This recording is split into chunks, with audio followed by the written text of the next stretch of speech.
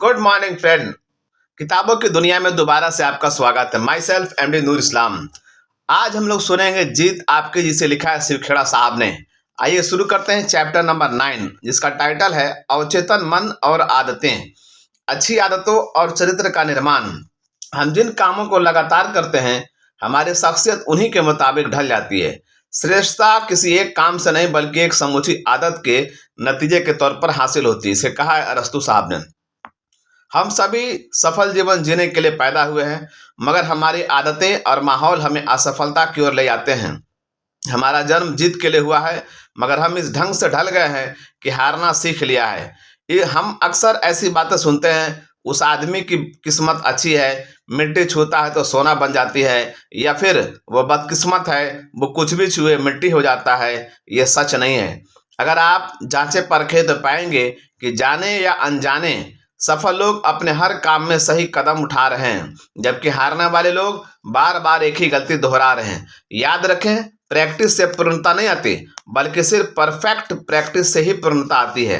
Practice बार बार किए जाने वाले हर काम को अस्थायी बना देती है। कुछ लोग अपनी गलतियों की ही प्रैक्टिस करते रहते हैं और वे उसी में पूर्णता परफेक्शन हासिल कर लेते हैं। वे गलतियां करने में माहिर हो जाते हैं और गलतियां उनसे खुद ब खुद होने लगती हैं। पेशेवर लोग अपना काम आसानी से इसलिए कर जाते हैं क्योंकि उन्होंने उस काम में पूरी महारत हासिल कर ली होती है। बहुत से लोग काम सिर्फ तरक्की को दिमाग में रखकर करते हैं, लेकिन जिनकी अच्छा काम करने की आदत बन जाती है, तरक्की के असली हकदार वही हैं। किसी चीज की आदत डालना खेती करने के समान है। इसमें समय लगता है। एक आदत दूसरी आदत को जन्म देती है। अंततः प्रेरणा एक व्यक्ति से काम शुरू कराती है। प्रेरणा उसे सही राह पर बनाए रखती है और आदत की वजह से काम खुद ब खुद होता चला जाता है। संकट के समय में भी साहस दिखाना, लालच के सामने आत्मसंयम दिखाना, दुख की घड़ी आने पर भी खुश रहना, निराशा सामने आने पर चरित्र दिखाना और बाधाओं में भी अवसर की तलाश करना, ये गुण सिर्फ संयोग या किस्मत से नहीं आते, बल्कि ये तो शारीरिक और मानसिक रूप से की गई लगातार प्रैक्टिस का नतीजा है। कठिनाई के सामने आने पर हमारा व्यवहार हमारी प्रैक्टिस के मुताबिक ही सकारात्मक या नकारात्मक होता है। हम छोटे छोटे कामों में ये सोचकर कायरता और बेईमानी दिखाते हैं कि जब बड़े काम करने होंगे तब उन्हें सही ढंग से करेंगे, मगर ऐसा हो नहीं पाता क्योंकि हमने अच्छे गुणों की प्रैक्टिस नहीं की होती। जब हम खुद को एक बार झूठ बोलने की छूट दे देते हैं तो अगली बार झूठ बोलना थोड़ा और आसान हो जाता है, तीसरी बार थोड़ा और, फिर ये एक आदत सी बन जाती है। सफलता की फिलॉसफी है कायम रहें और संयम रखें। जो काम करना चाहिए उसे करते रहो और जो काम नहीं करना चाहिए उसे तब तक बचते रहो जब तक उससे बचते रहना हमारी आदत नहीं बन जाती। इंसान की फितरत है कि वो दिमाग से कम और दिल से ज़्यादा काम लेता है। ईमानदारी और निष्ठा हमारी प्रैक्टिस और यकीन का नतीजा होते हैं। लंबे समय तक किया जाने वाला हर काम हमारे व्यक्तित्व का हिस्सा बन जाता है और आदत भी। ईमानदारी बरतने वाला इंसान हमेशा पहली बार झूठ बोलने पर पकड़ा जाता है, जबकि किसी ने झूठ बोलने की ही प्रैक्टिस की हो तो पहली बार सच बोलने पर पकड़ा जाता है। खुद से और दूसरों से ईमानदारी या बेईमानी बरतना दोनों ही आदतें बन जाती हैं। अब यह फैसला हमें करना है कि हम इनमें से किसकी प्रैक्टिस करेंगे। हमारे सोचने का तरीका भी आदत का एक हिस्सा बन जाता है। हम आदतें बनाते हैं और आदतें हमारा चरित्र बनाती हैं। हम किसी आदत को महसूस करें उससे पहले ही वो हमें अपना चुकी होती है। किसी ने कहा है, हमारे विचार काम की तरफ ले जाते हैं, काम की आदतें बनती हैं, आदतों से चरित्र बनता है और चरित्र से हमारा भविष्य बनता है। इसलिए हमें सही ढंग से सोचने की आदत डालनी चाहिए। अच्छी आदतें डालें। Form good habits. हमारा ज़्यादातर व्यवहार आदतन होता है। ये बिना सोचे समझे अपने आप होता रहता है। चरित्र हमारे आदतों का मिला जुला रूप होता है। अच्छी आदतों वाला इंसान अच्छे चरित्र वाला माना जाता है। ठीक इसी तरह बुरी आदतों वाला इंसान बुरे चरित्र वाला माना जाता है। आदतें तर्क और समझदारी से कहीं ज़्यादा शक्तिशाली होती हैं। आदतें शुरू में इतनी मामूली लगती हैं कि आप ध्यान नहीं देते और बाद में भी इतनी मजबूत हो जाती है कि उनसे छुटकारा मिलना मुश्किल होता है। आदतों का विकास या तो अनजाने में होता है या फिर निश्चय पूर्वक। यदि हमने सोच समझकर आदतें बनाने का फैसला नहीं किया तो अनजाने में बुरी आदतों के शिकार बन जाएंगे। हम आदतें कैसे बनाते हैं? How do we form habits?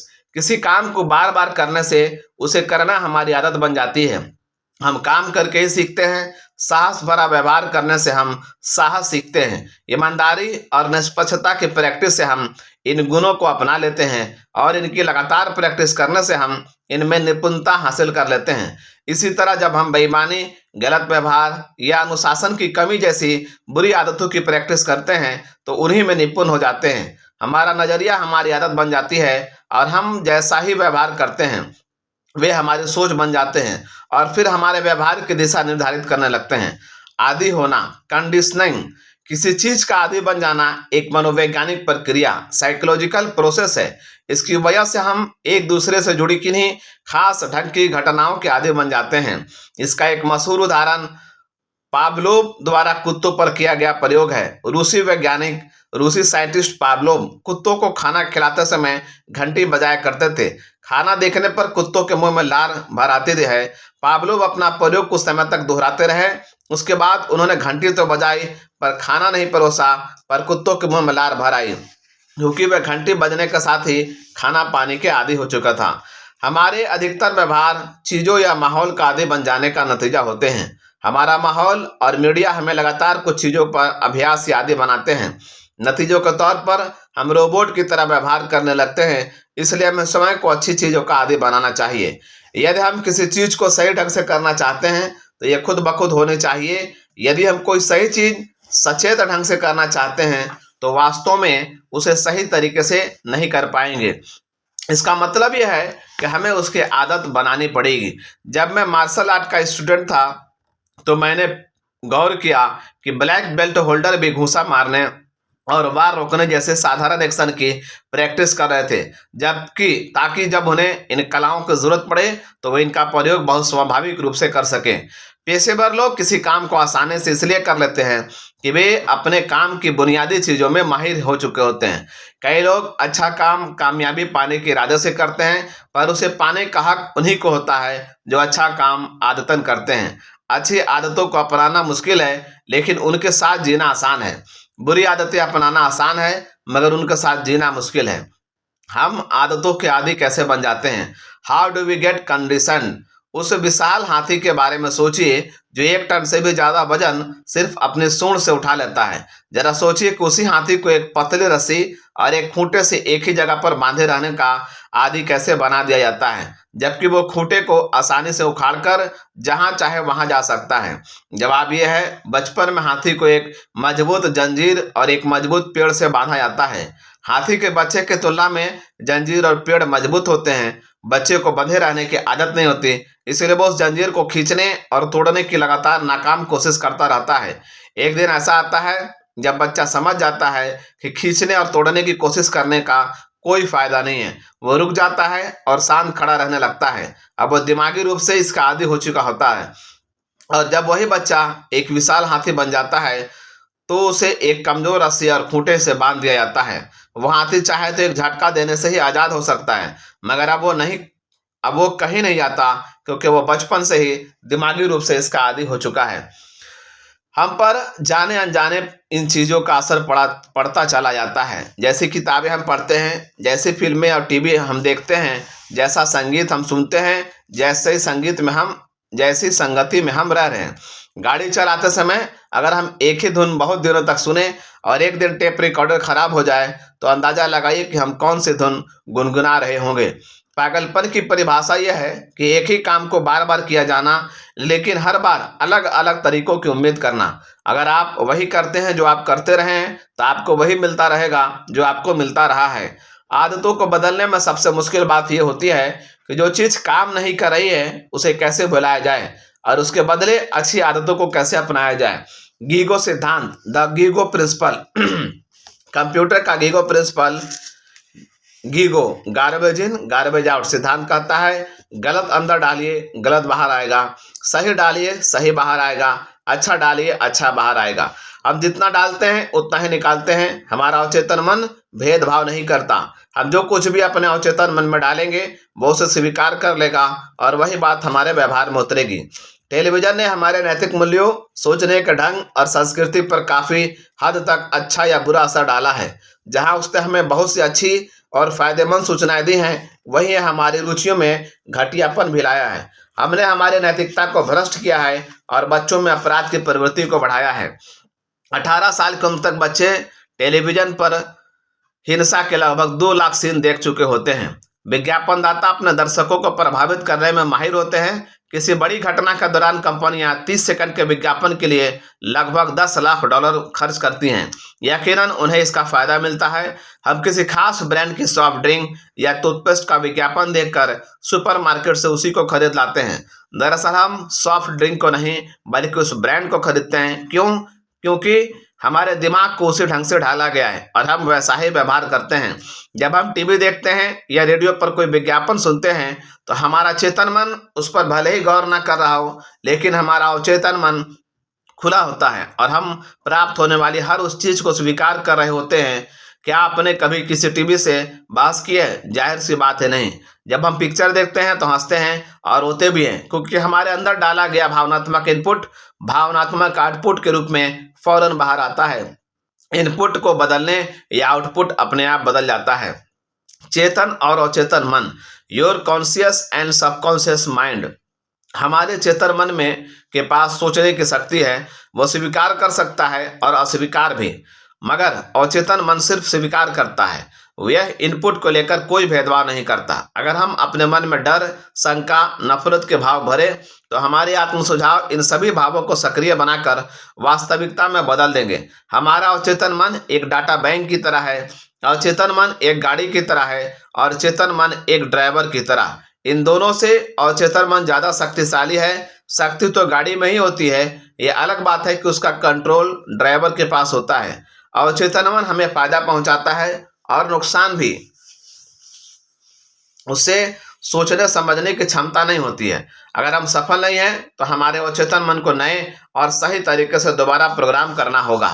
अवचेतन मन एक बगीचे की तरह है। इसे कोई परवाह नहीं कि आप कैसे पौधे लगाते हैं। यह निरपेक्ष न्यूट्रल है। इसकी अपनी कोई इच्छा नहीं। अगर आप अच्छे बीज बोएंगे तो आपका बगीचा सुंदर होगा, नहीं तो यह घास फूस से भर जाएगा। मैं तो एक और कदम आगे बढ़कर कहूंगा कि अगर आप अच्छे बीज बोएंगे तब भी घास फूस उग ही आएंगे। इसलिए उन्हें उखाड़ फेंकने का सिलसिला लगातार जारी रहना चाहिए। इंसान का दिमाग भी ऐसा ही होता है। याद रखिए, सही और गलत विचार हमारे मन में एक साथ नहीं रह सकते। हमें अपने अवचेतन मन को इस तरह ढालने की जरूरत है कि वो हमें सही रास्ते पर ले आ सके। हम आदि कैसे बनते हैं? How do we get programmed? सोचिए, हमारे साइकिल चलाना कैसे सीखा? इसके 4 स्तर है। पहले स्तर को अचेतन अयोग्यता, अनकॉन्शियस इनकॉम्पिटेंस कहते हैं। यह वो स्तर है जब हम वह नहीं जानते कि हम उस काम को नहीं जानते। बच्चा यह नहीं जानता कि साइकिल चलाना क्या है, अचेतन, ना ही वो साइकिल चला सकता है, अयोग्यता। यह अवचेतन अयोग्यता का स्तर है। दूसरा स्तर चेतन अयोग्यता, कॉन्शियस इनकॉम्पिटेंस कहलाता है। यह ऐसा स्तर होता है जब बच्चा थोड़ा बड़ा होकर जान जाता है कि साइकिल चलाना क्या है, मगर वो खुद नहीं चला सकता, इसलिए वह चेतन तो है मगर अयोग्य है। फिर वो साइकिल चलाना सीखता है। ये तीसरा स्तर है जो चेतन योग्यता, कॉन्शियस कॉम्पिटेंस कहलाता है। अब वो साइकिल चला तो सकता है, मगर ऐसा करने के लिए उसे उस प्रक्रिया के बारे में सचेत ढंग से सोचना पड़ता है। इस तरह सचेत सोच और प्रयास के साथ बच्चा साइकिल चलाने लगता है। चौथा स्तर अवचेतन योग्यता, अनकॉन्शियस कॉम्पिटेंस का है। ये तब आता है जब बच्चे ने पूरी समझ के साथ साइकिल चलाना इतने अच्छी तरह से सीख लिया होता है कि वो उसे अब सचेत रूप से सोचना नहीं पड़ता। यह सिलसिला अपने आप चलने लगता है। साइकिल चलाते समय लोगों से बातें कर सकता है और दूसरों को हाथ से इशारा कर सकता है। इसका मतलब यह है कि वो अवचेतन योग्यता के स्तर पर पहुंच गया है। इस स्तर पर हमें ध्यान देने और सोचने की जरूरत नहीं होती, क्योंकि ये हमारे व्यवहार में खुद ब खुद उतरने लगता है। हम अपनी सभी अच्छी आदतों को इसी स्तर पर पहुंचाना चाहते हैं। कुछ दुख की बात है, शायद हमारी कुछ बुरी आदतें भी हमारी अवचेतन योग्यता के स्तर तक पहुंच जाती हैं और वे हमारी तरक्की में रुकावट डालती हैं। कुदरत खालीपन को भर देती है। नेचर एबॉर्स ए वैक्यूम। मेरे 2 भतीजे हैं जिनकी उम्र 12 और 14 साल है। उन्हें टेनिस बहुत पसंद है। एक दिन उनके पिता ने मुझसे कहा, ये खेल बहुत महंगा होता जा रहा है। इन बच्चों के लिए रैकेट, गेंदे, लॉन की फीस देनी पड़ती है और अब तो इन्होंने एक कोच भी रख लिया है। यह सब बहुत महंगा पड़ रहा है। तब मैंने उनसे पूछा, ये किस चीज की तुलना में ज्यादा महंगा पड़ रहा है?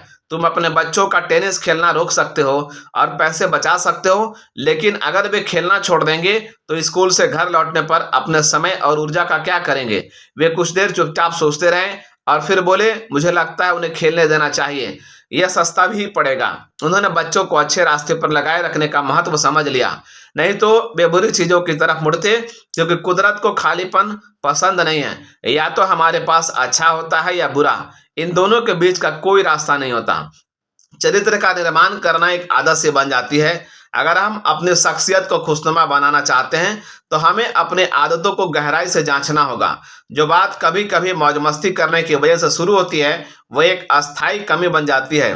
खुद से यह बात करें, खुद से यह सवाल करें, क्या आप अपने काम की क्वालिटी को गिरने देते हैं? क्या आप गप मारना पसंद करते हैं? क्या ईर्ष्या और अहंकार आपके अस्थायी साथी हैं? क्या दूसरों के मनोभावों को महसूस करने की क्षमता आप में है? हमारा निर्माण आदतें करती है। ऐसा होना अच्छी बात है, क्योंकि अगर हमें हमेशा कुछ करने से पहले सोचना पड़े तो हम कोई भी काम ठीक से नहीं कर पाएंगे। हम अपने सोच पर आत्मानुशासन लागू करने की प्रैक्टिस करके अपनी आदतों को कंट्रोल कर सकते हैं। हमें अपने अवचेतन मन की शक्ति का फायदा उठाना चाहिए। हमें बचपन से ही अच्छी आदतें विकसित करनी चाहिए ताकि बड़े होने पर वे हमारे अच्छे चरित्र का निर्माण कर सकें। वैसे इसकी शुरुआत करने में कभी देर नहीं होती। हर अच्छा या बुरा तजर्बा कुछ ना कुछ फर्क पैदा करता है। नई आदतों को सीखने में समय लगता है, मगर अच्छी आदतें एक बार सीख ली जाएं तो जीवन को नए मायने देती हैं। आशावादी या निराशावादी होना भी एक आदत है। आदतों पर दुख और सुख का सिद्धांत लागू होता है। हम कोई काम या तो सुख पाने के लिए या दुख से बचने के लिए करते हैं। जब तक नफा नुकसान से ज्यादा होता है तब तक हम उस आदत को जारी रखते हैं, मगर जब नुकसान नफे से ज्यादा होने लगता है तो हम उस आदत को छोड़ देते हैं। मिसाल के तौर पर, जब डॉक्टर सिगरेट पीने वाले को सिगरेट पीने से मना करता है तो वो जवाब देता है, मैं नहीं छोड़ सकता, ये एक आदत है जिससे मुझे मजा आता है, और वो सिगरेट पीना जारी रखता है। यहाँ मजा दर्द से ज्यादा है। और जब एक दिन वो एक खतरनाक बीमारी का शिकार हो जाता है, जब डॉक्टर कहता है अगर आप जिंदा रहना चाहते हैं तो सिगरेट पीना इसी वक्त बंद कर दीजिए, और वो उसी समय सिगरेट पीना छोड़ देता है, क्योंकि अब नुकसान नफे से ज्यादा है। बदलाव का विरोध, रेसिस्टेंस टू चेंज। जब लोग अपनी बुरी आदतों को पहचान लेते हैं तो उन्हें बदलते क्यों नहीं? उनके ना बदलने का कारण यह है कि वह जिम्मेदारी कबूल करने से इनकार करते हैं। अपनी आदतों को बनाए रखने में उन्हें जो मजा आता है वह बदलाव के दर्द से ज्यादा होता है। उनके फायदे, बदलाव की इच्छा की कमी हो, बदलाव के लिए जरूरी अनुशासन की कमी हो, अपने आप को बदल पाने के विश्वास की कमी हो, बदलाव की जरूरत के बारे में जानकारी की कमी हो। ये सारी बातें हमें बुरी आदतों से पीछा छुड़ाने से रोकती है। हम सबको एक चुनाव करने का हक है। हम बुरे व्यवहार को नजरअंदाज करते हुए ये आशा कर सकते हैं कि इससे हमें खुद ब खुद छुटकारा मिल जाएगा। यह शुतुरमुर्ग का तरीका ऑस्ट्रिच अप्रोच हुआ, या इसका मुकाबला करके इस पर पूरी जिंदगी के लिए काबू पा सकते हैं। बेबुनियाद डर और अपनी आरामदायक जिंदगी के दायरे से बाहर निकलकर ही आदतों में सुधार किया जा सकता है। याद रखिए, डर एक सीखी हुई आदत है और इससे छुटकारा पाया जा सकता है। अपनी बुरी आदतों को ना बदलने के बड़े आम बहाने नीचे लिखे हुए हैं। हम लोग हमेशा इसी तरह करते आए हैं। हमने इस तरह कभी नहीं किया है, यह मेरा काम नहीं है, मैं नहीं समझता कि इससे कोई फर्क पड़ेगा, मैं बहुत व्यस्त बिजी हूँ। अच्छी आदतें डालें, फॉर्मिंग पॉजिटिव हैबिट्स। बदलाव किसी भी समय लाया जा सकता है, चाहे हमारी उम्र कुछ भी हो या आदत कितनी ही पुरानी हो। अगर हमें मालूम हो कि क्या बदलने की जरूरत है तो व्यवहार बदलने वाले तरीकों का इस्तेमाल करके हम किसी भी वक्त बदलाव ला सकते हैं। एक पुरानी कहावत है कि बूढ़े कुत्ते को नई कलाबाजियां नहीं सिखाई जा सकती। ये कहावत गलत है।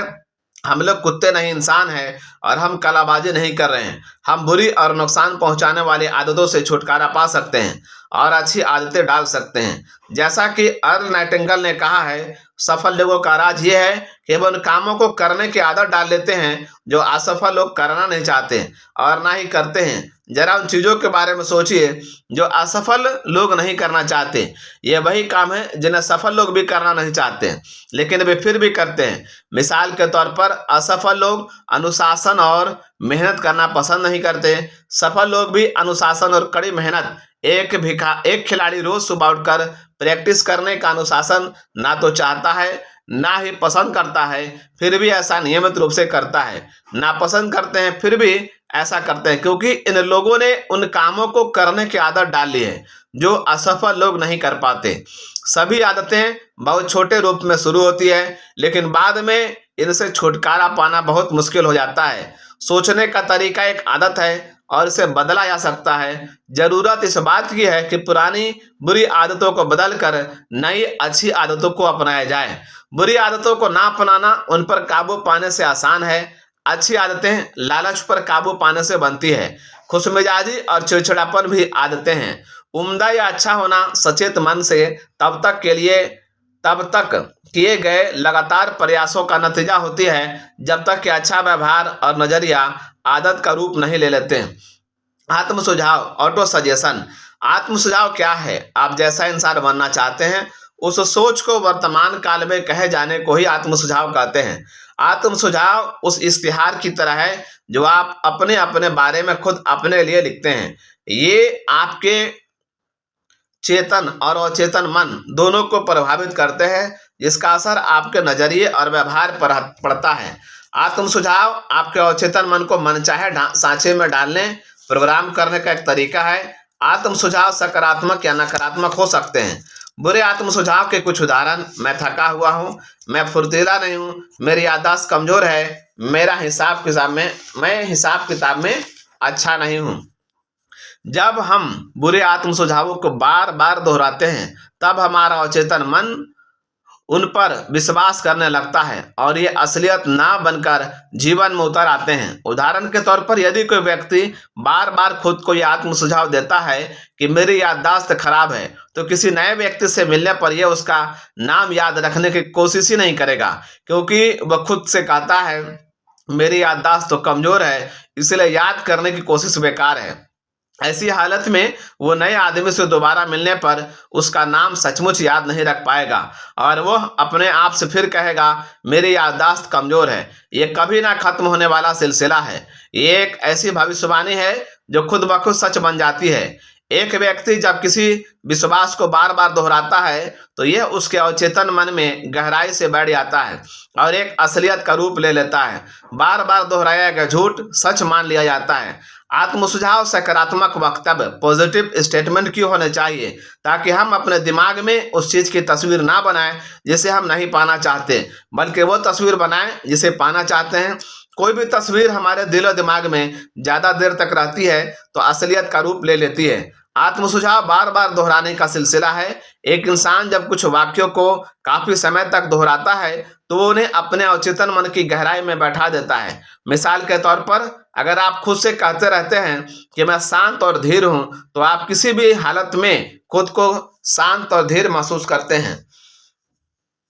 आत्म सुझावों की प्रैक्टिस नकारात्मक रूप से नहीं होनी चाहिए।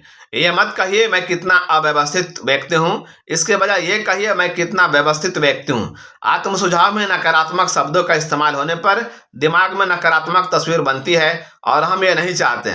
अगर मैं आपसे कहूँ नीले हाथी के बारे में मत सोचो, तो संभावना है आपके दिमाग में नीले हाथी की छवि फौरन उभर आएगी। सकारात्मक वाक्य इसलिए बनाए जाते हैं कि हमारी सोच एक तस्वीर के रूप में आती है, ना कि शब्दों के रूप में। जब मैं कहता हूँ माँ, तो आपके दिमाग में क्या आता है? माँ की तस्वीर या उसकी स्पेलिंग? वर्तमान काल में ही क्यों? क्योंकि हमारा मन काल्पनिक और वास्तविक अनुभव में फर्क नहीं कर पाता। मिसाल के तौर पर, माँ बाप चाहते हैं कि उनका बच्चा 9:30 बजे तक घर आ जाए, लेकिन बच्चा देर तक घर नहीं लौटा और अब 1 बज रहा है। माँ बाप के मन में क्या चल रहा है? वे दुआ कर रहे होते हैं सब कुछ ठीक हो। वे खुद से कह रहे होते हैं मैं आशा करता हूँ कि बच्चे के साथ कोई दुर्घटना नहीं हुई होगी। फिर भी क्या होता है? उनका ब्लड प्रेशर बढ़ता है। ये काल्पनिक अनुभव है। सच्चाई ये हो सकती है बच्चा किसी पार्टी में मौज मस्ती में मशगूल हो और गैर जिम्मेदारी दिखा रहा हो। अब परिस्थिति को उल्टा करके देखें। मान ले कि बच्चा बहुत जिम्मेदार है और वह वास्तव में 9:30 बजे घर आने वाला था, मगर एक दुर्घटना का शिकार हो गया और 1 बजे तक घर नहीं पहुंचा। माँ बाप के ब्लड प्रेशर का क्या हाल हो रहा होगा? वो फिर भी बढ़ेगा। पहली हालत में अनुभव काल्पनिक था, दूसरे में वास्तविक, मगर शरीर पर दोनों का असर एक सा था। हमारा मन काल्पनिक और वास्तविक अनुभवों में फर्क महसूस नहीं करता। अवचेतन मन को तैयार करें, प्रिपेयर द सबकॉन्शियस। हम आत्म सुझावों का इस्तेमाल बुरी या गलत आदतें छोड़ने और सही या अच्छी आदतें डालने के लिए कर सकते हैं। हम सभी आत्म सुझावों का जाने अनजाने इस्तेमाल कर चुके हैं। मिसाल के तौर पर, आपको जब सुबह की फ्लाइट पकड़नी होती है तो सोते वक्त आप खुद से कहते हैं मुझे सुबह 6 बजे उठना है, और आप सदा उठ भी जाते हैं। अक्सर अलार्म घड़ी के बजे बिना ही हमारा तैयार और चेतन मन हमें जगाने का काम कर देता है। आत्म सुझाव एक ऐसा रास्ता है जिससे कि हम अपने दिमाग को एक बयान को हकीकत में बदलने के लिए प्रोग्राम करते हैं।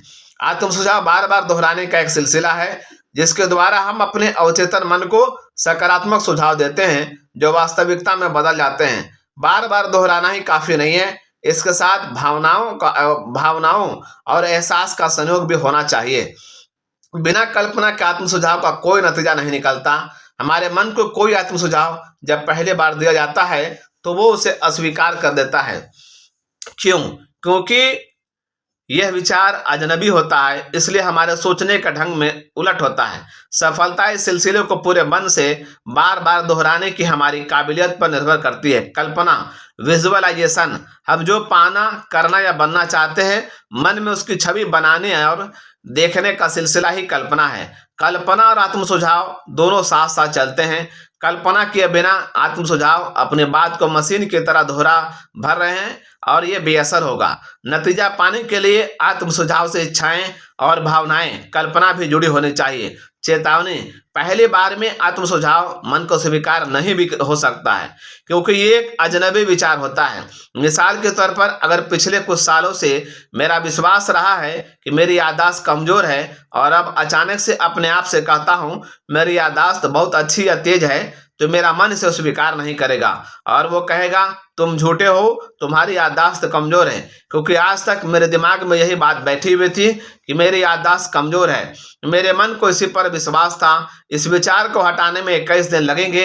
21 दिन क्यों? क्योंकि किसी भी आदत को बनाने या हटाने में कम से कम 21 दिन लगातार सचेत ढंग से प्रैक्टिस करने की जरूरत पड़ती है। यदि आपको कोई ऑडियो टेप 21 दिन तक लगातार सुनना हो और आपका प्लेयर उसी बीच टूट जाए तो कल्पना कीजिए आपकी कैसे धुन सुनाई देगी। महत्वपूर्ण सवाल यह है क्या 21 दिनों की सचेत प्रैक्टिस जीवन को बेहतर बनाने की बहुत बड़ी कीमत है? नहीं, लेकिन इस पर अमल प्रतिबद्ध कमिटेड लोग ही कर पाते हैं। यह लगता तो सरल है मगर इसे करना आसान नहीं है। फिर भी आप इसे आजमा सकते हैं। अपने आत्म सुझावों को हकीकत में बदलने के लिए अगले सेक्शन में दिए गए तरीकों पर अमल करें और अपने आत्म सुझावों को असलियत में बदलें।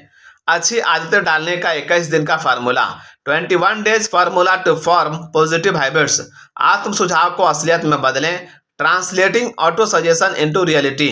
फर्स्ट, एक ऐसी जगह पर जाइए जहां आपको कोई बाधा ना पहुंचाए। सेकंड, अपने आत्म सुझावों की एक लिस्ट बनाएं, यह सकारात्मक और वर्तमान काल में हो। थर्ड, आत्म सुझावों को दिन में कम से कम 2 बार दोहराएं, एक बार सुबह और एक बार रात में। सुबह मन शांत, धैर्यवान, ताजगी भरा और कुछ भी स्वीकार करने के लिए तैयार रहता है, और रात में आप अपने अचेतन मन में एक सकारात्मक छवि सारी रात असर छोड़ने के लिए डाल देते हैं।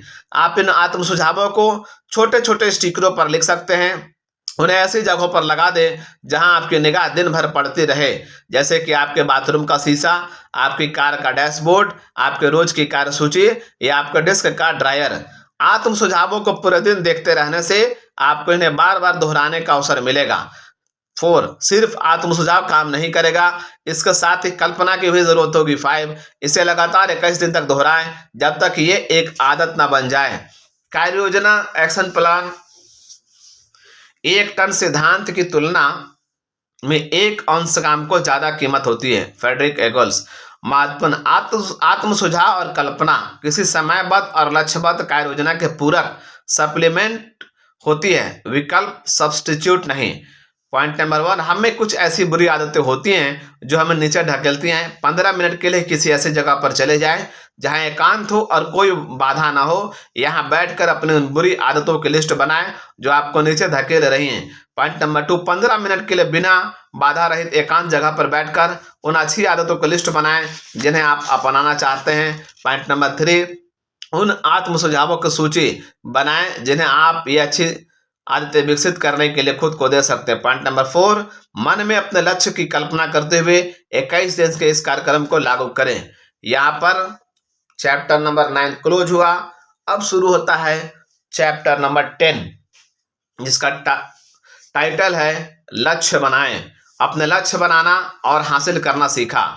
जीवन के रास्तों पर चलते हुए अपनी आंखें अपने लक्ष्य पर जमाए रहें। आम पर ध्यान दे, गुठले पर नहीं। ज्ञान आपको मंजिल तक पहुंचने में मदद करता है, बशर्ते कि आपको अपनी मंजिल का पता हो। प्राचीन भारत में एक ऋषि अपने शिष्यों को तीरंदाजी की कला सिखा रहे थे। उन्होंने लक्ष्य के रूप में एक लकड़ी की चिड़िया रखी और अपने शिष्यों से उस चिड़िया की आंख पर निशाना लगाने को कहा। उन्होंने पहले शिष्य से पूछा, तुम्हें क्या दिख रहा है? शिष्य ने कहा, मैं पेड़, टहनियां, पत्ते, आकाश, चिड़िया और उसकी आंख देख रहा हूं। ऋषि ने उस शिष्य को इंतजार करने को कहा। तब उन्होंने दूसरे शिष्य से वही सवाल किया तो दूसरे ने जवाब दिया, मुझे सिर्फ चिड़िया की आंख दिखाई दे रही है। तब ऋषि ने कहा, बहुत अच्छा, अब तीर चलाओ। तीर सीधा जाकर चिड़िया की आंख में लगा। अगर हम अपने मकसद पर ध्यान नहीं लगाएंगे तो अपने लक्ष्य को हासिल नहीं कर पाएंगे। अपने मकसद पर ध्यान लगाना एक मुश्किल काम है, मगर ये एक कला है जिसे सीखा जा सकता है। अपनी नज़र लक्ष्य पर रखें। Keep your eyes upon the goal. 4 जुलाई 1952 को फ्लोरेंस फेडविक कैटलीना चैनल को तैरकर पार करने वाली पहली महिला बनने वाली थी। वो इंग्लिश चैनल को पहले ही पार कर चुकी थी। सारी दुनिया की निगाह पर टिकी थी। फेडविक ने घने कोहरे, हड्डियों तक कपकपाने वाली ठंड और कई बार शार्क मछलियों का मुकाबला किया। वो किनारे पर पहुंचने का प्रयास कर रही थी, लेकिन उसने अपने चश्मे से जब भी देखा उसे घना कोहरा ही दिखाई दिया। किनारा ना दिखाई देने की वजह से उसने हार मान ली। चैडविक को सदमा तब लगा जब उसे पता चला कि वो किनारे से सिर्फ आधा मील दूर रह गई थी। उसने हार इसलिए मानी क्योंकि बाधाओं ने उसकी हिम्मत तोड़ दी थी, बल्कि इसलिए माने क्योंकि उसे अपना लक्ष्य कहीं नजर नहीं आ रहा था। वो किसी बाधा की वजह से नहीं रुकी। उसने कहा, मैं बहाने नहीं बना रही हूँ, अगर मैंने किनारा देखा होता तो मैं जरूर कामयाब हो जाती। 2 महीने बाद वो फिर वापस गई और उसने कैटलीना चैनल को पार कर लिया। इस बार खराब मौसम के बावजूद उसने अपने लक्ष्य पर निगाह रखी और वो न केवल सफल रही बल्कि अपने पुरुषों के रिकॉर्ड को भी 2 घंटे के समय से तोड़ा। लक्ष्य क्यों जरूरी है? Why are goal important?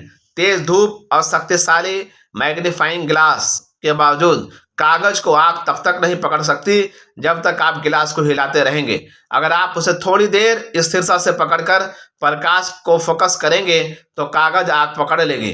ध्यान लगाने में ऐसे ही ताकत है। एक बार एक यात्री एक चौराहे पर रुका। उसने एक बुजुर्ग से पूछा, यह सड़क मुझे कहाँ ले जाएगी? बुजुर्ग ने पलट कर पूछा, तुम कहाँ जाना चाहते हो? उस यात्री ने कहा, मैं नहीं जानता।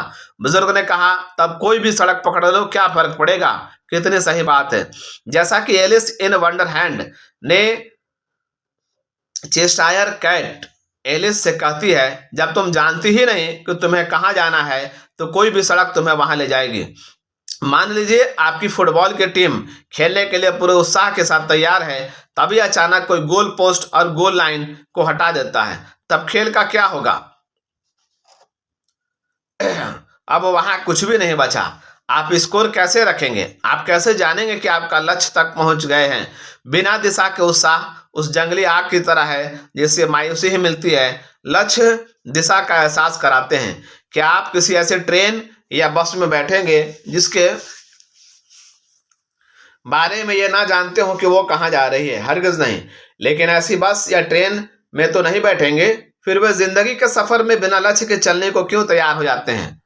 सपने, ड्रीम्स, महान मस्तिष्क उद्देश्य से भरे होते हैं और अन्य लोगों के पास केवल इच्छाएं होती हैं। वाशिंगटन इरविंग ने कहा है, लोग अक्सर इच्छा या सपने को लक्ष्य समझने की भूल करते हैं। सपने और इच्छाएं सिर्फ चाहते कमजोर होती हैं। चाहतों में मजबूती तब आती है जब इन बातों की बुनियाद पर टिकी होती हैं। दिशा, डायरेक्शन, समर्पण, डेडिकेशन, दृढ़ निश्चय, डिटर्मिनेशन, अनुशासन, डिसिप्लिन, समय सीमा, डेडलाइंस। यही वे बातें हैं जो इच्छा और लक्ष्य के में अंतर करती हैं। लक्ष्य वे सपने हैं जिनका साथ समय सीमा और कार्य योजना जुड़ी होती हैं। लक्ष्य मूल्यवान या मूल्यहीन हो सकते हैं।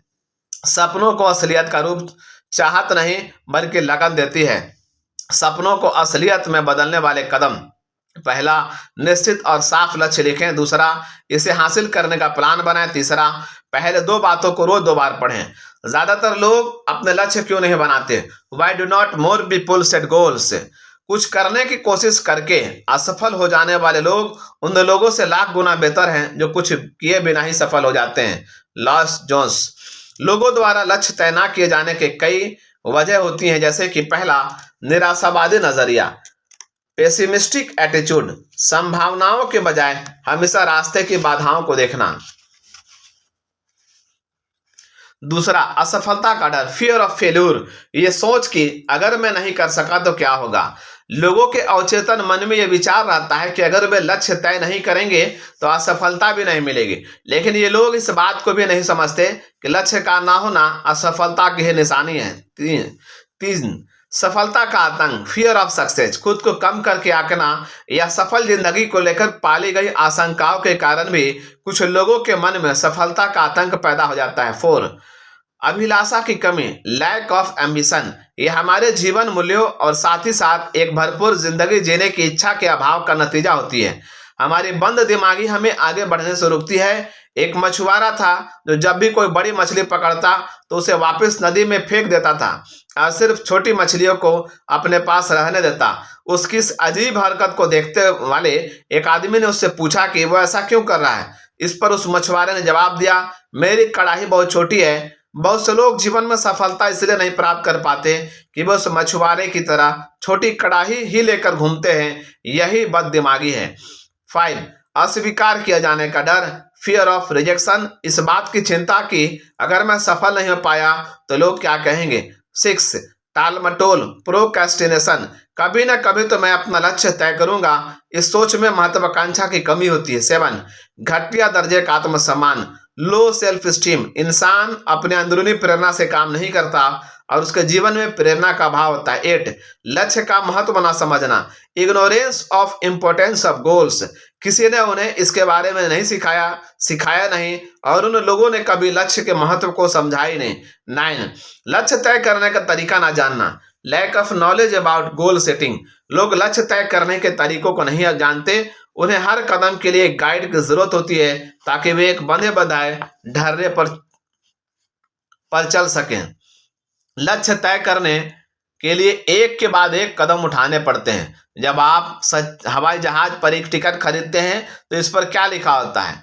यात्रा प्रारंभ करने का स्थान, स्टार्टिंग पॉइंट, कीमत, प्राइस, गंतव्य स्थान, डेस्टिनेशन, यात्रा शुरू करने की तारीख, स्टार्टिंग डेट, श्रेणी, क्लास ऑफ ट्रेवल, टिकट समाप्ति की तारीख, एक्सपायरी डेट। अगर आप लोगों से जिंदगी का कोई एक बड़ा मकसद बताने को कहे तो वो शायद आपको अस्पष्ट जवाब देंगे, जैसे कि मैं सफल होना चाहता हूँ, खुश रहना चाहता हूँ, अच्छा जीवन गुजारना चाहता हूँ, और यहाँ पर रुक जाएंगे। ये सभी कोरे सपने हैं, इनमें से कोई भी लक्ष्य साफ नहीं है। लक्ष्य चुस्त, स्मार्ट होने चाहिए, स्पेसिफिक, स्पष्ट।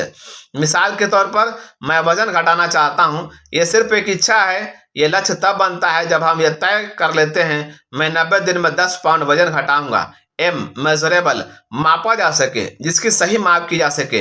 अगर हम माप नहीं सकते तो हम इसे हासिल भी नहीं कर सकते। मापना ही वो रास्ता है जिससे हम अपनी तरक्की पर नजर रख सकते हैं।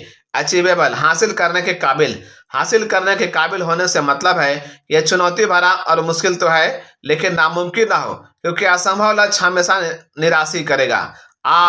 रियलिस्टिक, वास्तविक, एक इंसान यदि 30 दिन में 50 पाउंड वजन घटाना चाहे तो यह लक्ष्य बिल्कुल अवास्तविक है। टाइम बाउंड, समयबद्ध, काम के शुरू और अंत की एक निश्चित समय सीमा होनी चाहिए। लक्ष्यों की कई तरह की समय सीमा हो सकती है, मसलन कम समय, शॉर्ट टर्म, 1 साल, मध्यम समय, मिड टर्म, 3 साल, लंबी समय, लॉन्ग टर्म, 5 साल। लक्ष्य 5 साल से भी ज्यादा समय के हो सकते हैं, लेकिन तब ये जीवन का उद्देश्य बन जाते हैं। जीवन का उद्देश्य होना बहुत जरूरी होता है, क्योंकि इसके बिना हमारा देखने का नजरिया तंग हो जाता है और फिर हम जीवन में लक्ष्यों को हासिल करने तक ही सीमित रह जाते हैं और उद्देश्यों को भूल जाते हैं। लक्ष्यों को छोटे छोटे हिस्सों में बांट दिया जाए तो उन्हें हासिल करना आसान हो जाता है। जिंदगी में लंबे कदम बढ़ाना भले मुसीबत हो, पर इंच इंच बढ़ना आसान है। इसे कहा है जीन गॉर्डन ने। लक्ष्य संतुलित होने चाहिए। Goals must be balanced. हमारी जिंदगी एक पहिए की तरह है, इसमें 6 तीलियां लगी होती हैं। पहला, पारिवारिक फैमिली, हमारे प्रियजन ही हमारे जीने और जीविका कमाने का मकसद है। दूसरा, आर्थिक फाइनेंशियल, हमारा कैरियर और वे चीजें जिन्हें पैसों से खरीदा जा सकता है। तीसरा, शारीरिक फिजिकल, हमारी सेहत जिसके बगैर किसी चीज की कोई मायने नहीं है। चौथा, मानसिक मेंटल, हमारा ज्ञान और हमारी बुद्धि। पांचवा, सामाजिक सोशल, हर व्यक्ति और संगठन की कुछ सामाजिक जिम्मेदारियां हैं जिनको पूरा ना किए जाने पर समाज टूटने लगता है। छठा, आध्यात्मिक स्पिरिचुअल, हमारे जीवन मूल्य, नैतिकता और चरित्र को दर्शाते हैं। इनमें से कोई भी तीली अगर अपनी जगह से खिसक जाए तो हमारे जीवन का संतुलन डगमगा जाता है। थोड़ा समय निकाल कर सोचिए, अगर इन 6 में से कोई एक तीली ना हो तो जीवन कैसा होगा। संतुलन, बैलेंस। सन 1923 में दुनिया के सबसे अमीर व्यक्तियों में से 8 लोग मिले। अंदाजा लगाया गया कि उनकी संपत्ति का जोड़ अमेरिकी सरकार की उस समय की कुल संपत्ति से भी ज्यादा थी। इन लोगों से ज्यादा कौन जानता था कि जीविका, लिविंग कैसे कमाई जाती है और दौलत कैसे जोड़ी जाती है। अब आइए देखें 25 साल के बाद इनके साथ क्या हुआ। पहला, सबसे बड़ी स्टील कंपनी के मालिक चार्ल्स शॉप उधार की पूंजी पर 5 साल तक जिए और फिर वे दिवालिया होकर मर गए। दूसरा, सबसे बड़ी गैस कंपनी के प्रेसिडेंट हार्वर्ड हॉब्सन पागल हो गए। तीसरा, एक बहुत बड़े व्यापारी आर्थर क्यूटन दिवालिया होकर मर गए। चौथा, न्यूयॉर्क स्टॉक एक्सचेंज के प्रेसिडेंट रिचर्ड ह्यूटनी को जेल जाना पड़ा। पांचवा, राष्ट्रपति के कैबिनेट सदस्य अल्बर्ट फॉल को जेल से इसलिए छोड़ दिया गया ताकि वे अपने जीवन के अंतिम दिन घर पर बिता सके। छठा, वॉल स्ट्रीट के सबसे बड़े सट्टेबाज जेसी लिवरमोर ने आत्महत्या कर ली। सातवां, दुनिया के सबसे बड़ी एकाधिकार कंपनी के प्रेसिडेंट इवार कुजर ने आत्महत्या कर ली। आठवां, बैंक ऑफ इंटरनेशनल सेटलमेंट के प्रेसिडेंट लियोन फ्रेजर ने भी आत्महत्या कर ली। ये लोग पैसा कमाने में तो माहिर थे, लेकिन वो भूल गए थे कि जिंदगी को कैसे बनाया जाए। ऐसी ही कहानियां लोगों के मन में भरम डालती है कि पैसा ही सब बुराइयों की जड़ है। ये सच नहीं है। इनकी समस्याओं की वजह पैसा नहीं था। पैसा भूखे को खाना, गरीब को दवाई और जरूरतमंद को कपड़ा देता है, लेकिन पैसा सिर्फ लेन देन का जरिया है। दरअसल उन्होंने पैसा कमाने के लिए जिंदगी की बाकी 5 तीलों की जरूरत को नजरअंदाज किया और यही उनके पतन का कारण बना। हमें 2 तरह की शिक्षा चाहिए। एक वह जो हमें रोजी रोटी कमाना सिखाए, दूसरी वो जो हमें जीने का ढंग सिखाए। कुछ ऐसे लोग हैं जो अपने काम में इतने व्यस्त होते हैं कि वे अपने परिवार, सेहत और सामाजिक जिम्मेदारियों को नजरअंदाज कर देते हैं। मजे की बात यह है कि उनसे पूछने पर कि वो ऐसा क्यों करते हैं, उनका जवाब होता है वे ये सब अपने परिवार के लिए ही तो कर रहे हैं। जब हम घर से निकलते हैं तो हमारे बच्चे सो रहे होते हैं, जब हम घर लौटते हैं तब भी वे सो रहे होते हैं। 20 साल बाद हम पाते हैं वे सभी हमें छोड़कर चले गए। अब हमारा परिवार ही नहीं रहा। बड़े दुख की बात है। संख्या नहीं गुण, क्वालिटी नॉट क्वांटिफाई। आमतौर पर सुना जाता है कि परिवार के साथ संख्या का नहीं बल्कि गुण का समय बिताना चाहिए, यानी अधिक समय नहीं बल्कि बेहतर समय बिताना चाहिए। जरा इसके बारे में सोच कर देखिए, क्या वास्तव में सही है? मान लीजिए कि आप शहर के एक रेस्टोरेंट में गए जहां हाथ में सफेद दस्ताने पहने बैरे, इंग्लैंड के बने कांटे चम्मच, फ्रांस की क्रॉकरी, स्विट्जरलैंड की चॉकलेट और ऐसी बहुत सारी चीजें हैं। आप सुनहरी फ्रेम वाले मेनू उठाकर सीख कर भुने हुए चिकन का ऑर्डर देते हैं। कुछ ही देर में बैरा बेहद लजीज चिकन का छोटा सा टुकड़ा लाकर आपको देता है। आप उसे खाते हैं और पूछते हैं क्या इतना ही मिलेगा? बैरा जवाब देता है संख्या से ज्यादा महत्व गुण क्वालिटी का होता है। मुझे उम्मीद है आपको बात समझ में आ गई होगी। हमारे परिवार को संख्या और गुण दोनों की जरूरत होती है। आप क्वालिटी टाइम पर अपना अधिकार नहीं दिखा सकते। आप ये नहीं कर सकते कि अब हम एक दूसरे के साथ क्वालिटी टाइम बिताएंगे। वास्तविकता यह है जिंदगी के बेहतर पल क्वालिटी टाइम ढेर सारे तजर्बे के बीच ही जन्म लेते हैं। बड़े लोगों ने जब अपने बचपन को सबसे बेहतर यादों के बारे में पूछा जाता है तो वो उन लम्हों को याद करते हैं जब उनकी माँ ने उन्हें कोल्ड ड्रिंक ला कर दिया था, या उनके बीमार होने पर कोई कहानी पढ़कर सुनाई थी। दोस्तों और परिवार के लोगों के साथ बिताई गई दुनियादारी की जिंदगी के बीच ही वे कीमती पल भी आते हैं, जब आपने आपस में हंसी मजाक किया होता है, एक दूसरे के एहसासों में भागीदारी की होती है, किसी ने मुस्कुरा कर ठीक उस वक्त आपका उत्साह बढ़ाया होता है जब आपको उसकी बेहद जरूरत होती है, या किसी दोस्त ने आड़े वक्त में मदद की होती है। सेहत, हेल्थ।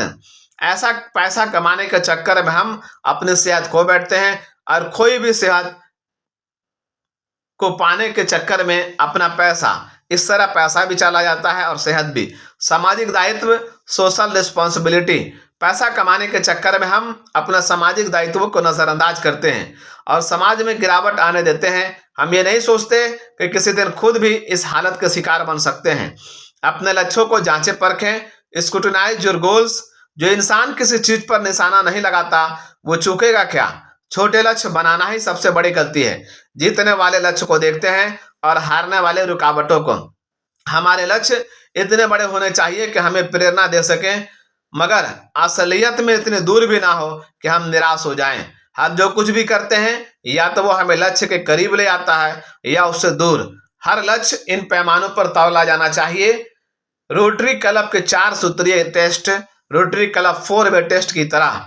पहला, क्या यह सच है? दूसरा, क्या ये सभी संबंधित लोगों के लिए निष्पक्ष है? क्या इससे मुझे ख्याति मिलेगी? क्या ये मुझे सेहत, धन और मन की शांति देगा? क्या ये मुझे दूसरों लक्ष्यों के अनुकूल है? क्या मैं अपने आप को इनके लिए वचनबद्ध कर सकता हूं? नीचे लिखे उदाहरण इस कसौटी पर खरे नहीं उतरते। अगर मेरा लक्ष्य सेहतमंद बनना हो लेकिन जेब में पैसा ना हो, तो यह बिल्कुल साफ है कि यह व्यवहारिक नहीं है। इसका मतलब यह है, इसका तालमेल हमारे दूसरे लक्ष्यों के साथ नहीं है। एक इंसान दुनिया में जितना चाहे धन कमा सकता है, लेकिन अगर वो अपनी सेहत और परिवार को खो देता है तो क्या उस धन की कोई कीमत है? कोई व्यक्ति नशीली दवाएं बेचकर करोड़ों रुपए कमा सकता है, लेकिन फिर उसे बाकी जिंदगी कानून से भागते हुए बितानी पड़ेगी। इस तरह का व्यवहार गैर कानूनी, सामाजिक जिम्मेदारी से परे और मन की शांति और ख्याति को छीनने वाला है। ऊपर बताए गए 6 सवालों की कसौटी पर परखें और ये निश्चित कर लें कि उनमें आपस में तालमेल है। बिना कर्म के लक्ष्य खोखले सपनों की तरह होते हैं। कर्म ही सपनों को लक्ष्यों में बदलता है। अगर हम अपना लक्ष्य नहीं भी हासिल कर पाते तो इसका मतलब असफल होना नहीं होता।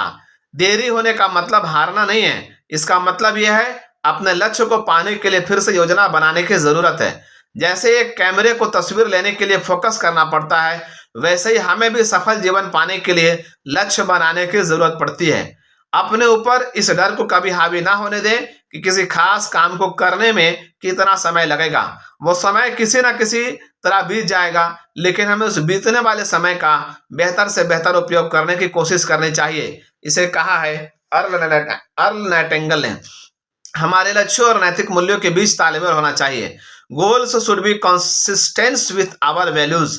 लक्ष्य हमारे जीवन को अर्थ देते हैं। ये सफलता की ओर पहला कदम है। चांद बनने का लक्ष्य बनाएं। अगर आप चूक भी गए तो एक तारा तो बन ही जाएंगे। बाधाएं ऐसी डरावनी चीजें हैं जो लक्ष्य से आंखें हटने पर आपको दिखती है। इसे कहा है हेनरी फोर्ड ने। इस दुनिया में हम सभी के जीवन में एक उद्देश्य है और ये हर इंसान अलग अलग हो सकता है। किसी ऑर्केस्ट्रा में अगर हर कोई एक ही बाजा बजा रहा हो तो वो सुनने में शायद अच्छा नहीं लगेगा। छोटी योजनाएं ना बनाएं, उनमें इंसान के दिलों में जोश भरने वाला जादू नहीं होता। बड़ी योजनाएं बनाएं, पूरी आशा के साथ ऊंचाई की ओर बढ़ें और काम करें। से कहा है डेनियल एच बर्नम ने। इससे कोई फर्क नहीं पड़ता कि हम कहाँ हैं, महत्व इसका है कि हम किस दिशा में जा रहे हैं। बिना किसी उद्देश्य के मेहनत और साहस भी बेकार होते हैं। चिंता गलत लक्ष्य बनाने की ओर ले जाती है। चिंतित आदमी उन बातों के बारे में सोचते रहता है जिन्हें वो घटित होते नहीं देखना चाहता। सक्रियता का मतलब उपलब्धि नहीं है। Activity is not the same as accomplishment. सक्रियता को उपलब्धि मानने की भूल ना करें। कट घोड़ा, रॉकिंग हॉर्स अपनी जगह पर लगातार चलता दिखता है लेकिन आगे जरा भी नहीं बढ़ता। अल्फ्रेड ए मोंटापट ने कहा है। सक्रियता और उपलब्धि में बहुत फर्क है। एक फ्रांसीसी वैज्ञानिक फेब्र ने इस बात को भेड़चाल वाले कैटरपिलर्स के साथ एक प्रयोग करके दिखाया। कैटरपिलर्स अपने सामने वाले की नकल करते हुए आंखें मूंद कर चलते हैं। फेबरे ने उन्हें एक फूलदान के घेरे में इस तरह से रखा कि सबसे आगे वाला कैटरपिलर वास्तव में सबसे पीछे वाले कैटरपिलर के ठीक पीछे रहे। फिर उसने चीड़ के कांटे जो कैटरपिलर का भोजन है उस फूलदान के बीच में रख दिए। कैटरपिलर उस फूलदान में एक घेरे में ही घूमते रहे। आखिर एक हफ्ते तक चक्कर लगाने के बाद वे थकान और भूख से मर गए, जबकि खाना उनके कुछ ही इंच दूर था। हमें कैटरपिलर से सीख लेनी चाहिए।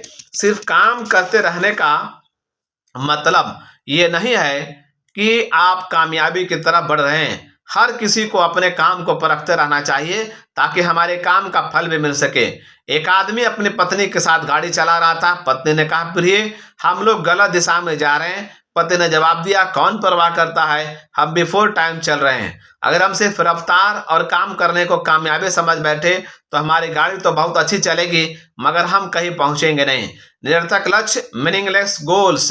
किसी किसान का एक कुत्ता सड़क के किनारे बैठकर आने वाली गाड़ियों का इंतजार करता रहता था। जैसे ही कोई गाड़ी आती वो भौंकता हुआ उसके पीछे दौड़ता। एक दिन उसके पड़ोसी ने उस किसान से पूछा, क्या तुम्हें ऐसा लगता है कि तुम्हारा कुत्ता कभी किसी गाड़ी को पकड़ पाएगा? उस किसान ने जवाब दिया, सवाल ये नहीं है कि वो किसी गाड़ी को पकड़ पाएगा, बल्कि यह है कि अगर वो पकड़ पाएगा तो वो क्या करेगा। बहुत से लोग उस कुत्ते की तरह निरर्थक मीनिंगलेस लक्ष्यों के पीछे भागते रहते हैं। कार्य योजना, एक्शन प्लान। किसी अच्छी योजना पर फौरन अमल करना किसी हर लिहाज से दुरुस्त योजना पर अगले हफ्ते अमल करने से बेहतर है। सफलता को व्यवस्थित करें। आपके लिए इसका क्या मतलब है? आपको सफलता की ओर पहुंचा सकने वाले लक्ष्यों की लिस्ट बनाएं। ये लक्ष्य आपके लिए क्यों महत्वपूर्ण है? उन लक्ष्यों को स्पष्ट रूप से लिखें जिन्हें आप 1 महीने, 1 साल, 3 साल और 5 साल में प्राप्त करना चाहते हैं। हर लक्ष्य के लिए ऐसी छोटी छोटी स्पष्ट और मापी जा सकने वाली कार्रवाइयों का लिस्ट बनाएं और जिन पर आप अपने लक्ष्यों को प्राप्त करने के लिए फौरन अमल करने जा रहे हैं। हर कार्रवाई के लिए निश्चित समय सीमा तय करें। यहाँ पर चैप्टर नंबर 10 समाप्त हुआ। अब इस किताब का आखिरी अध्याय चैप्टर नंबर 11 शुरू होता है, जिसका टाइटल है नैतिक मूल्य और दूरंदेशी। सही काम सही वजह के लिए करना। अब हम भीती बातों के लिए किसी पर इल्जाम लगाने की नहीं, बल्कि भविष्य के लिए काम करने का ढंग तय करने की जिम्मेदारी है। इसे कहा है जॉन एफ कैनेडी ने। जब एक बच्चे का जन्म होता है तो खुशियां कौन मनाता है? माँ बाप, रिश्तेदार और दोस्त। लेकिन रोता कौन है? वो बच्चा। लेकिन जब हम इस दुनिया से जाते हैं तब इसका उलट होना चाहिए। हमें खुशी और संतुष्टि होनी चाहिए कि हमने दुनिया को जैसा पाया था उससे बेहतर छोड़कर जा रहे हैं। दुनिया को रोने दे कि उसने एक ऐसी अच्छी आत्मा को खो दिया जिसके जाने से दुनिया थोड़ी गरीब हो गई। हिंदू फिलॉसफी का मानना है जब अच्छे इंसान इस दुनिया से जाते हैं तो वे मरते नहीं, उनका नाम उनके अच्छे कामों की वजह से सदा अमर रहता है। याद कीजिए, आपने ऐसे किसी आदमी की प्रशंसा आखिरी बार कब सुनी थी? जब लोग इनकी प्रशंसा करते हैं तो आमतौर पर उस व्यक्ति द्वारा जीवन में किए गए छोटे से छोटे दयालुता भरे कामों की चर्चा कर रहे होते हैं। दयालुता भरे छोटे छोटे काम अनदेखे नहीं रहते हैं। वास्तव में किसी व्यक्ति के गुजरने के बाद इन कामों का महत्व और गहराई से महसूस किया जाता है। तभी लोग महसूस करते हैं कि गुजरने वालों के छोटे छोटे काम याद करने वालों और दूसरों के लिए कितने महत्वपूर्ण थे। आज तक कोई इंसान इसलिए सम्मानित नहीं हुआ कि उसने दुनिया से क्या लिया, लेकिन इसलिए जरूर हुआ कि उसने क्या दिया। इसे कहा है काल्विन कूलिज ने। हम अपने जीवन मूल्यों को किस तरह परखते हैं? हाउ डू वी जज आवर वैल्यू सिस्टम? हम अपने नैतिक मूल्यों को कैसे परखते हैं? महात्मा गांधी के अनुसार 7 महापाप ये हैं। पहला, बिना मेहनत के दौलत कमाना, वेल्थ विदाउट वर्क। दूसरा, सद्विवेक रहित आनंद, प्लेजर विदाउट कॉन्शियंस। तीसरा, चरित्र रहित ज्ञान, नॉलेज विदाउट कैरेक्टर्स। चौथा, नैतिकता रहित व्यापार, कॉमर्स विदाउट मोरलिटी। पांचवा, मानवता रहित विज्ञान, साइंस विदाउट ह्यूमैनिटी। छठा, त्याग रहित धर्म, रिलीजन विदाउट सैक्रिफाइस। सातवां, सिद्धांत रहित राजनीति, पॉलिटिक्स विदाउट प्रिंसिपल। इनमें से हर विकृति परवर्जन, मूल्यहीनता, लैक ऑफ वैल्यू दर्शाती है। हम अपने जीवन मूल्यों को किस तरह परखते हैं? मेरे ख्याल से इसकी 2 ही कसौटियां हैं। सबसे ऊंची कसौटी मामा टेस्ट कहलाती है। हम कुछ भी कर रहे हो, घर या बाहर, अकेले में हो या किसी के साथ, अगर मूल्यों का सवाल हो तो खुद से पूछें, अगर मेरी माँ देख रही होती मैं क्या कर रहा हूँ तो क्या वो गर्व करती और कहती शाबाश मेरे बच्चे, या वो शर्म से सिर झुका लेती? आपके जीवन मूल्य तुरंत स्पष्ट हो जाएंगे। अगर हम मामा टेस्ट पास कर लें और दूसरे सभी टेस्टों में फेल हो जाएं तो भी हम पास हैं। अगर हम मामा टेस्ट में फेल हो जाएं और बाकी सभी टेस्टों में पास हो जाएं तो भी हम फेल हैं। अगर मामा टेस्ट से जवाब नहीं मिलता तो हमारे पास एक और टेस्ट है जिसे कहते हैं बाबा टेस्ट। हम कुछ भी कर रहे हो, घर या बाहर, अकेले में या किसी के साथ, अगर मूल्यों का सवाल हो तो खुद से पूछें, अगर मेरे बच्चे मुझे ये काम करते हुए देखें तो क्या मैं चाहूंगा कि वो इसे देखें या मैं शर्मिंदा होऊंगा। एक बार फिर शंका के बादल जल्दी छट जाएंगे और आपको अपना जवाब मिल जाएगा। अगर ये दोनों टेस्ट किसी इंसान के जीवन मूल्य को नहीं परख पाते तब वह इंसान इंसान नहीं है। हमारे जीवन मूल्य कैसे बदलते हैं? How does our value system change? लगातार संपर्क में आने से जो असहनीय है वो भी स्वीकार करने लायक हो जाता है और फिर हम उससे उलझ जाते हैं। जब हम इन असहाय चीजों को स्वीकार करने लगते हैं तो इन्हें उचित बताने लगते हैं। समय बदल रहा है, टाइम्स आर चेंजिंग। हम युवा पीढ़ी में नैतिक मूल्यों में गिरावट की बात करते हैं। अफसोस जाहिर करते हुए हम कहते हैं कि उनका आखिरकार क्या होगा, लेकिन उन पर उंगली उठाने से पहले आइए देखें कि दोष किसका है। हमें ये याद रखना चाहिए कि नैतिक मूल्य, अच्छी आदतें और सद्गुण पैदाइशी नहीं होते, वे सीखे जाते हैं। अगर हम आने वाली पीढ़ियों पर सकारात्मक असर डालना चाहते हैं तो हमें अपनी प्राथमिकताएं सही ढंग से निर्धारित करनी चाहिए। हम जीविका के लिए क्या करते हैं और हम जीविका के साथ क्या करते हैं में अंतर। What we do for a living versus what we do with a living। पैसा हर काम की कीमत नहीं होता। माँ बाप बच्चों की परवरिश इस उम्मीद में नहीं करते हैं कि बदले में उन्हें पैसा मिलेगा। बहुत से लोगों के पास काफी पैसा है मगर वे फिर भी गरीब हैं। हमारा लक्ष्य होना चाहिए कि हमारे पास पैसे भी हों और हम मानसिक स्तर पर अमीर भी हों। हम लोगों की जिंदगी का सबसे दुर्भाग्यपूर्ण पहलू यह है, कई लोग पैसा बिना कमाए ही हासिल करना चाहते हैं। दुनिया की सबसे अच्छी और सबसे सुंदर चीजों में ना तो देखा और ना ही छुआ ही जा सकता है, उन्हें दिल से महसूस किया जाना चाहिए। इसे कहा है हेलन केलर ने। एक बार फिर सुनिए, दुनिया की सबसे अच्छी और सबसे सुंदर चीजों को ना तो देखा और ना ही छुआ ही जा सकता है, उन्हें दिल से महसूस किया जाना चाहिए। मेहनत इंसान को पैसे की कीमत सिखाती है, इसलिए बहुत जरूरी है माँ बाप अपने बच्चों को यह बात सिखाएं। मुझे युवा पीढ़ी के बारे में सोचकर बहुत दुख होता है। वो मूल्यों को सीखे बिना दौलत विरासत में पा लेते हैं। सही शिक्षा और निर्देशन ना मिलने की वजह से वे हर चीज को पैसे से तौलते हैं। उनका मानना है हर चीज बिकाऊ है और हर चीज की कीमत है। वास्तव में ये सच नहीं है। चरित्र अमूल्य है, कैरेक्टर इज प्राइसलेस। एक अंग्रेजी फिल्म इंसिडेंट प्रपोजल में यह बात साफ रूप से दिखाई गई है। उसमें दिखाया गया है एक बार में विचार करने की कीमत $10 लाख भी हो सकती है। लोग रातों रात सफल होना चाहते हैं, चाहे उन्हें अपनी आत्मा को ही क्यों ना बेचना पड़े, लेकिन फिर भी बात नहीं बनती। ऐसा इसलिए है कि सच्चे जीवन मूल्य अमूल्य होते हैं। जैसे ही मूल्यों की कोई कीमत लग जाती है तो वे अपनी कीमत खो बैठते हैं। कोई भी फायदा उस नुकसान की भरपाई नहीं कर सकता। पैसे का होना और उससे खरीदी गई चीजों का होना ठीक है, मगर पैसे कमाने के दौरान हम उन चीजों को नहीं खोना चाहते जो अनमोल हैं, जिसे पैसा नहीं खरीद सकता। वाट मनी कैन नॉट बाई। पैसा हमेशा अकल की बात नहीं बोलता है। हम अक्सर लोगों को यह कहते सुनते हैं कि हर आदमी की एक कीमत होती है। जो लोग ऐसी बातें करते हैं वे वास्तव में खुद बिकाऊ होते हैं। अच्छे चरित्र, निष्ठा और सही जीवन मूल्यों वाले लोग बिकाऊ नहीं होते।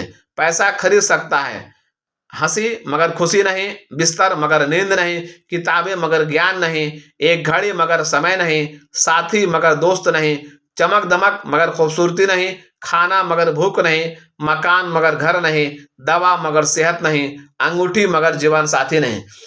जीवन में दो तरह के दुख होते हैं। There are two kinds of tragedies in life. पहला, हम जो चाहते हैं वो ना मिलना, not getting what we want. दुख झेलने वालों के लिए एक नसीहत, मैंने ईश्वर से शक्ति मांगी थी ताकि मैं कुछ हासिल कर सकूं। उसने मुझे कमजोर बनाया ताकि मैं दूसरों की सेवा अदब से कर सकूं। मैंने सेहत मांगी थी ताकि मैं बड़े काम कर सकूं। मुझे दुर्बलता मिली ताकि मैं अच्छे काम कर सकूं।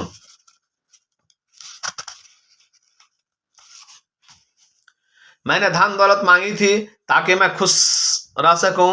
मुझे गरीबी मिली ताकि मैं बुद्धिमान बन सकूं। मैंने रुतबा मांगा था ताकि लोग मुझे सराहे। मुझे असहाय बनाया ताकि मैं ईश्वर की जरूरत महसूस करूं। मैंने सब चीजें मांगी थी ताकि मेरा जीवन खुशहाल हो। मुझे सिर्फ जीवन मिला ताकि मैं हर चीज में खुशी पा सकूं। मैंने जो भी मांगा नहीं मिला, मगर वो सब कुछ मिला जिसकी आशा की थी। मेरा ऐसा करने के बावजूद मेरी अनकही प्रार्थनाएं सुनी गई। मुझ पर सब इंसानों से ज्यादा कृपा हुई। जो चाहा वो मिला।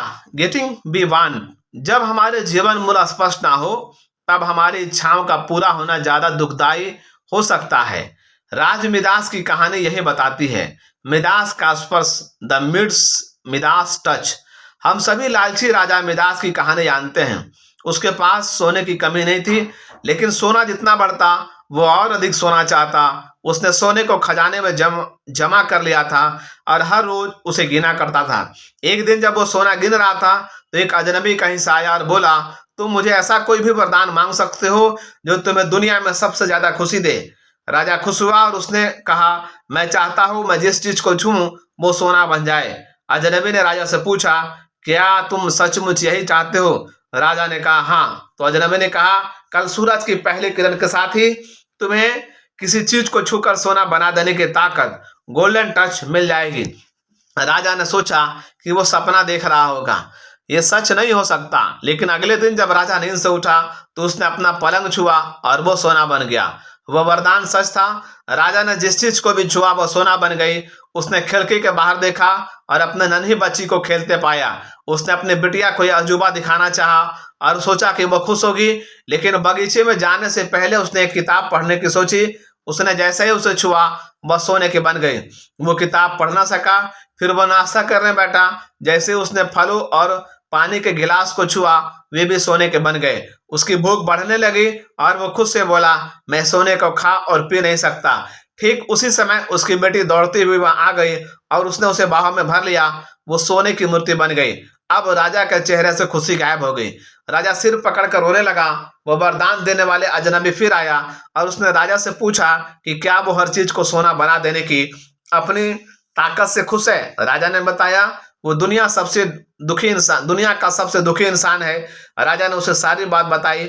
अजनबी ने पूछा, अब तुम क्या पसंद करोगे, अपना भोजन और प्यारी बिटिया, या सोने के ढेर और बिटिया की सोने की मूर्ति?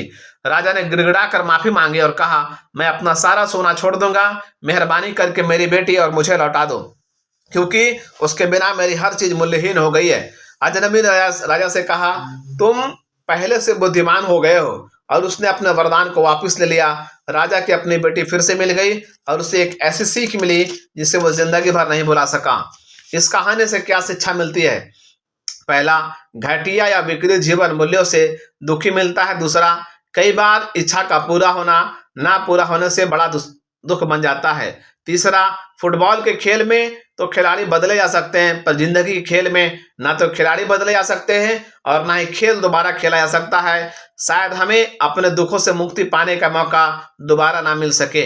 आप कैसे याद किया जाना पसंद करेंगे? How would you like to be remembered? करीब 100 साल पहले एक आदमी ने सुबह के अखबार में जब अपना नाम उठावनी ओबिचुअरी वाले कॉलम में देखा तो वह हैरान रह गया। अखबार वालों ने गलतफहमी की वजह से उसका नाम छाप दिया था। उसे पढ़कर वो पहले तो हक्का बक्का रह गया, क्या मैं जिंदा हूं या नहीं। थोड़ा संभालने पर उसके मन में विचार आया कि देखूं लोगों ने मेरे बारे में क्या कहा है। उसके बारे में लिखा गया था, डायनामाइट का बादशाह मर गया और वो मौत का सौदागर था। इस व्यक्ति ने डायनामाइट की खोज की थी। अखबार में अपने लिए इस्तेमाल किए गए मौत का सौदागर विश्लेषण एडजेक्टिव को पढ़कर उसने खुद से सवाल किया, क्या मुझे इसी तरह याद किया जाएगा? उसने फैसला किया कि वह हरगिज नहीं चाहेगा कि लोग उसे इस तरह याद करें। उस दिन से उसने शांति के लिए काम करना शुरू कर दिया। उसका नाम था अल्फ्रेड नोबेल और आज उसे नोबेल पुरस्कार के लिए याद किया जाता है। जिस प्रकार अल्फ्रेड नोबेल ने अपने जीवन मूल्यों को दोबारा व्याख्यात किया, कैसे हमें भी अपने बीती जिंदगी को देख समझकर अपने जीवन मूल्यों की नई व्याख्या करनी चाहिए। दुनिया के लिए आपकी विरासत क्या होगी? आप किस तरह याद किया जाना चाहेंगे? क्या आपके बारे में लोग अच्छी बातें कहेंगे? क्या आपको प्यार और इज्जत के साथ याद किया जाएगा? क्या कोई आपके ना होने की कमी महसूस करेगा? छोटी छोटी बातें बड़ा फर्क डालती हैं। It is true little things that make a big difference. एक आदमी सुबह को समुद्र के किनारे टहल रहा था। उसने देखा कि लहरों के बीच सैकड़ों स्टार मछलियां तट पर आ जाती है। जब लहरें पीछे जाती हैं तो मछलियां किनारे पर ही रह जाती हैं और धूप से मर जाती हैं। लहरें उसी समय लौटी थीं और स्टार मछलियां अभी जीवित थीं। वो आदमी कुछ कदम आगे बढ़ा, उसने एक मछली उठाई और पानी में फेंक दी। वह ऐसा बार बार करता रहा। उस आदमी के ठीक पीछे एक और आदमी था जो ये नहीं समझ पा रहा था कि वह क्या कर रहा है। वह उसके पास आया और पूछा, तुम क्या कर रहे हो? यहाँ तो सैकड़ों स्टार मछलियां हैं, तुम कितनों को बचा सकोगे? तुम्हारे ऐसा करने से क्या फर्क पड़ेगा? उस आदमी ने कोई जवाब नहीं दिया। 2 कदम आगे बढ़कर उसने एक और मछली को उठाकर पानी में फेंक दिया और बोला, इससे इस एक मछली को तो फर्क पड़ता है। हम कौन सा फर्क डाल रहे हैं, बड़ा या छोटा, इससे कोई फर्क नहीं पड़ता। अगर सब लोग थोड़ा थोड़ा फर्क लाएं तो बहुत बड़ा फर्क पड़ेगा। क्या आपका जीवन बचाने लायक है? Is your life worth saving? एक लड़का नदी में डूब रहा था, वो मदद के लिए चिल्लाया। एक आदमी जो उधर से गुजर रहा था नदी से कूद पड़ा और उसने लड़के को बचा लिया। जब वो आदमी जाने लगा तो बच्चे ने कहा, धन्यवाद। उस आदमी ने कहा, किस लिए? लड़के ने जवाब दिया, मेरी जिंदगी बचाने के लिए। उस आदमी ने लड़के की आंखों में देखा और कहा, बेटा, जब तुम बड़े हो जाओ तो इस बात को साबित करना कि तुम्हारी जिंदगी बचाने लायक थी। ये सोचने का समय है, ये सचेत होने का समय है। आत्मसंतुष्टि के बिना सफलता व्यर्थ है। यदि जीवन का कोई अर्थ और उद्देश्य ना हो तो आप कितना भी सम्मान, पैसा और शिक्षा हासिल कर ले, आपको जिंदगी में खालीपन और उदासी महसूस होगी। सेहत, पैसा, परिवार, समाज और जीवन मूल्यों के बारे में अपनी व्यक्तिगत सफलता की फिलॉसफी बनाने से ही सफलता की शुरुआत होती है। अगर हमारी जिंदगी में सफलता की साफ फिलॉसफी ना हो तो खाली ख्याली पुलाव ही हमारे मार्गदर्शक बन जाएंगे। अगर हमारे पास सफलता की कोई फिलॉसफी नहीं है तो हमने अनजाने में असफलता की फिलॉसफी को अपना लिया है। वचनबद्धता, कमिटमेंट हमारे जीवन मूल्यों का एक बेहद जरूरी हिस्सा है। वचनबद्धता, जब हमारे जीवन मूल्य साफ होते हैं तो फैसला लेना और वचन निभाना आसान हो जाता है। उदाहरण के तौर पर आप दुश्मनों को अपने देश का राज बेचकर अपने देश के प्रति वचनबद्धता नहीं निभा सकते। अपने दोस्त के राज दूसरों को बताकर दोस्ती बरकरार नहीं रख सकते। भरसक कम काम करके आप अपने नौकरी या काम के प्रति वचनबद्धता नहीं दिखा सकते। वचनबद्धता पूरा ना करने का नतीजा बेईमान व्यवहार होता है। कोई रिश्ता, चाहे वह व्यक्तिगत हो वह व्यवसायिक, अगर ऐसी बातों के बावजूद कायम रहे तो मुझे हैरानी होगी। मैं कोशिश करूंगा मगर मैं वचनबद्धता नहीं दे सकता। मैं इसे कर लूंगा मगर मेरे भरोसे मत रहना। अगर हो सका तो मैं आऊंगा मगर कम ही आशा रखना। जब तक तुम कामयाब हो मैं तुम्हारे साथ रहूंगा। जब तक तुम्हारी सेहत अच्छी है मैं तुम्हारे साथ रहूंगा। जब तक मुझे कुछ और अच्छा नहीं मिलाता मैं तुम्हारे साथ रहूंगा। अगर ये रिश्ते एक दूसरे पर भरोसा नहीं कर सकते तो मुझे समझ में नहीं आता कि दुनिया का काम कैसे चलेगा। माँ बाप, बच्चे, पति पत्नी, गुरु शिष्य, विक्रेता ग्राहक, मालिक कर्मचारी, दोस्त दोस्त, इन रिश्तों के बुनियादी उसूलों पर भरोसा न कर पाने का एहसास किसी इंसान को पागल बना सकता है। हमारे सबसे मजबूत रिश्ते वचन के अदृश्य धागे से बंधे होते हैं। इन दिनों वादों को तोड़ना कोई बड़ी बात नहीं मानी जाती है, लेकिन वचनबद्धता के बिना सभी रिश्ते खटाई में पड़ जाते हैं। वचनबद्धता की कमी रिश्तों में दरार डाल देती है और असुरक्षा बढ़ाती है। वचनबद्धता ना होने पर लोग समझ नहीं पाते कि उनके आपसी रिश्तों में कितनी गहराई है।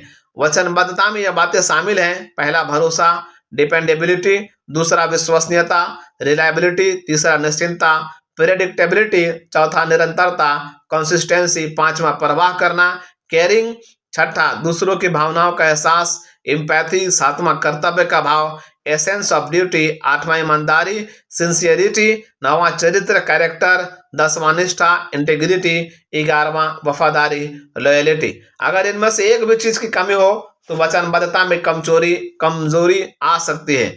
जब कोई व्यक्ति किसी को वचन देता है तो वो वास्तव में कहता है, तुम मुझ पर हर हाल में भरोसा कर सकते हो और जब भी तुम्हें मेरी जरूरत होगी मैं तुम्हारे पास होऊंगा। बिना किसी शर्त के दिया गया वचन कहता है, अनिश्चित भविष्य में ही निश्चित हूँ। भविष्य को कौन सी चीजें अनिश्चित बना सकती हैं?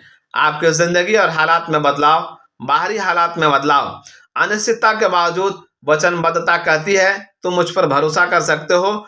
वचन देने वाला इंसान बहुत कुछ कुर्बान करने को तैयार रहता है। इसलिए जवाब साफ है, इसके इनाम बहुत कीमती हो सकते हैं। वचनबद्धता कहती है, मैं त्याग करने को तैयार हूं क्योंकि मुझे तुम्हारी परवाह है। मैं भरोसेमंद व्यक्ति हूं, तुम मुझ पर विश्वास कर सकते हो। मैं तुम्हें धोखा नहीं दूंगा। तकलीफों के बावजूद मैं तुम्हारे साथ रहूंगा। अच्छे या बुरे समय में मैं तुम्हारा साथ नहीं छोड़ूंगा। वचनबद्धता उस कानूनी कॉन्ट्रैक्ट की तरह नहीं होती जिसे पूरा करना ही पड़ता है। इसकी बुनियादी कागज के टुकड़े पर किया गया दस्तखत नहीं, बल्कि चरित्र, निष्ठा और दूसरे के मनोभावों का एहसास है। वचन देने का मतलब ये नहीं है और कोई रास्ता ना बचने पर ही उसे निभाया जाए। इसका मतलब है बहुत से रास्ते होने पर भी अपने वचन पर डटे रहना। ऊपर लिखे गुणों के बिना कोई भी इंसान दूसरों के साथ देर तक वचन नहीं निभा सकता।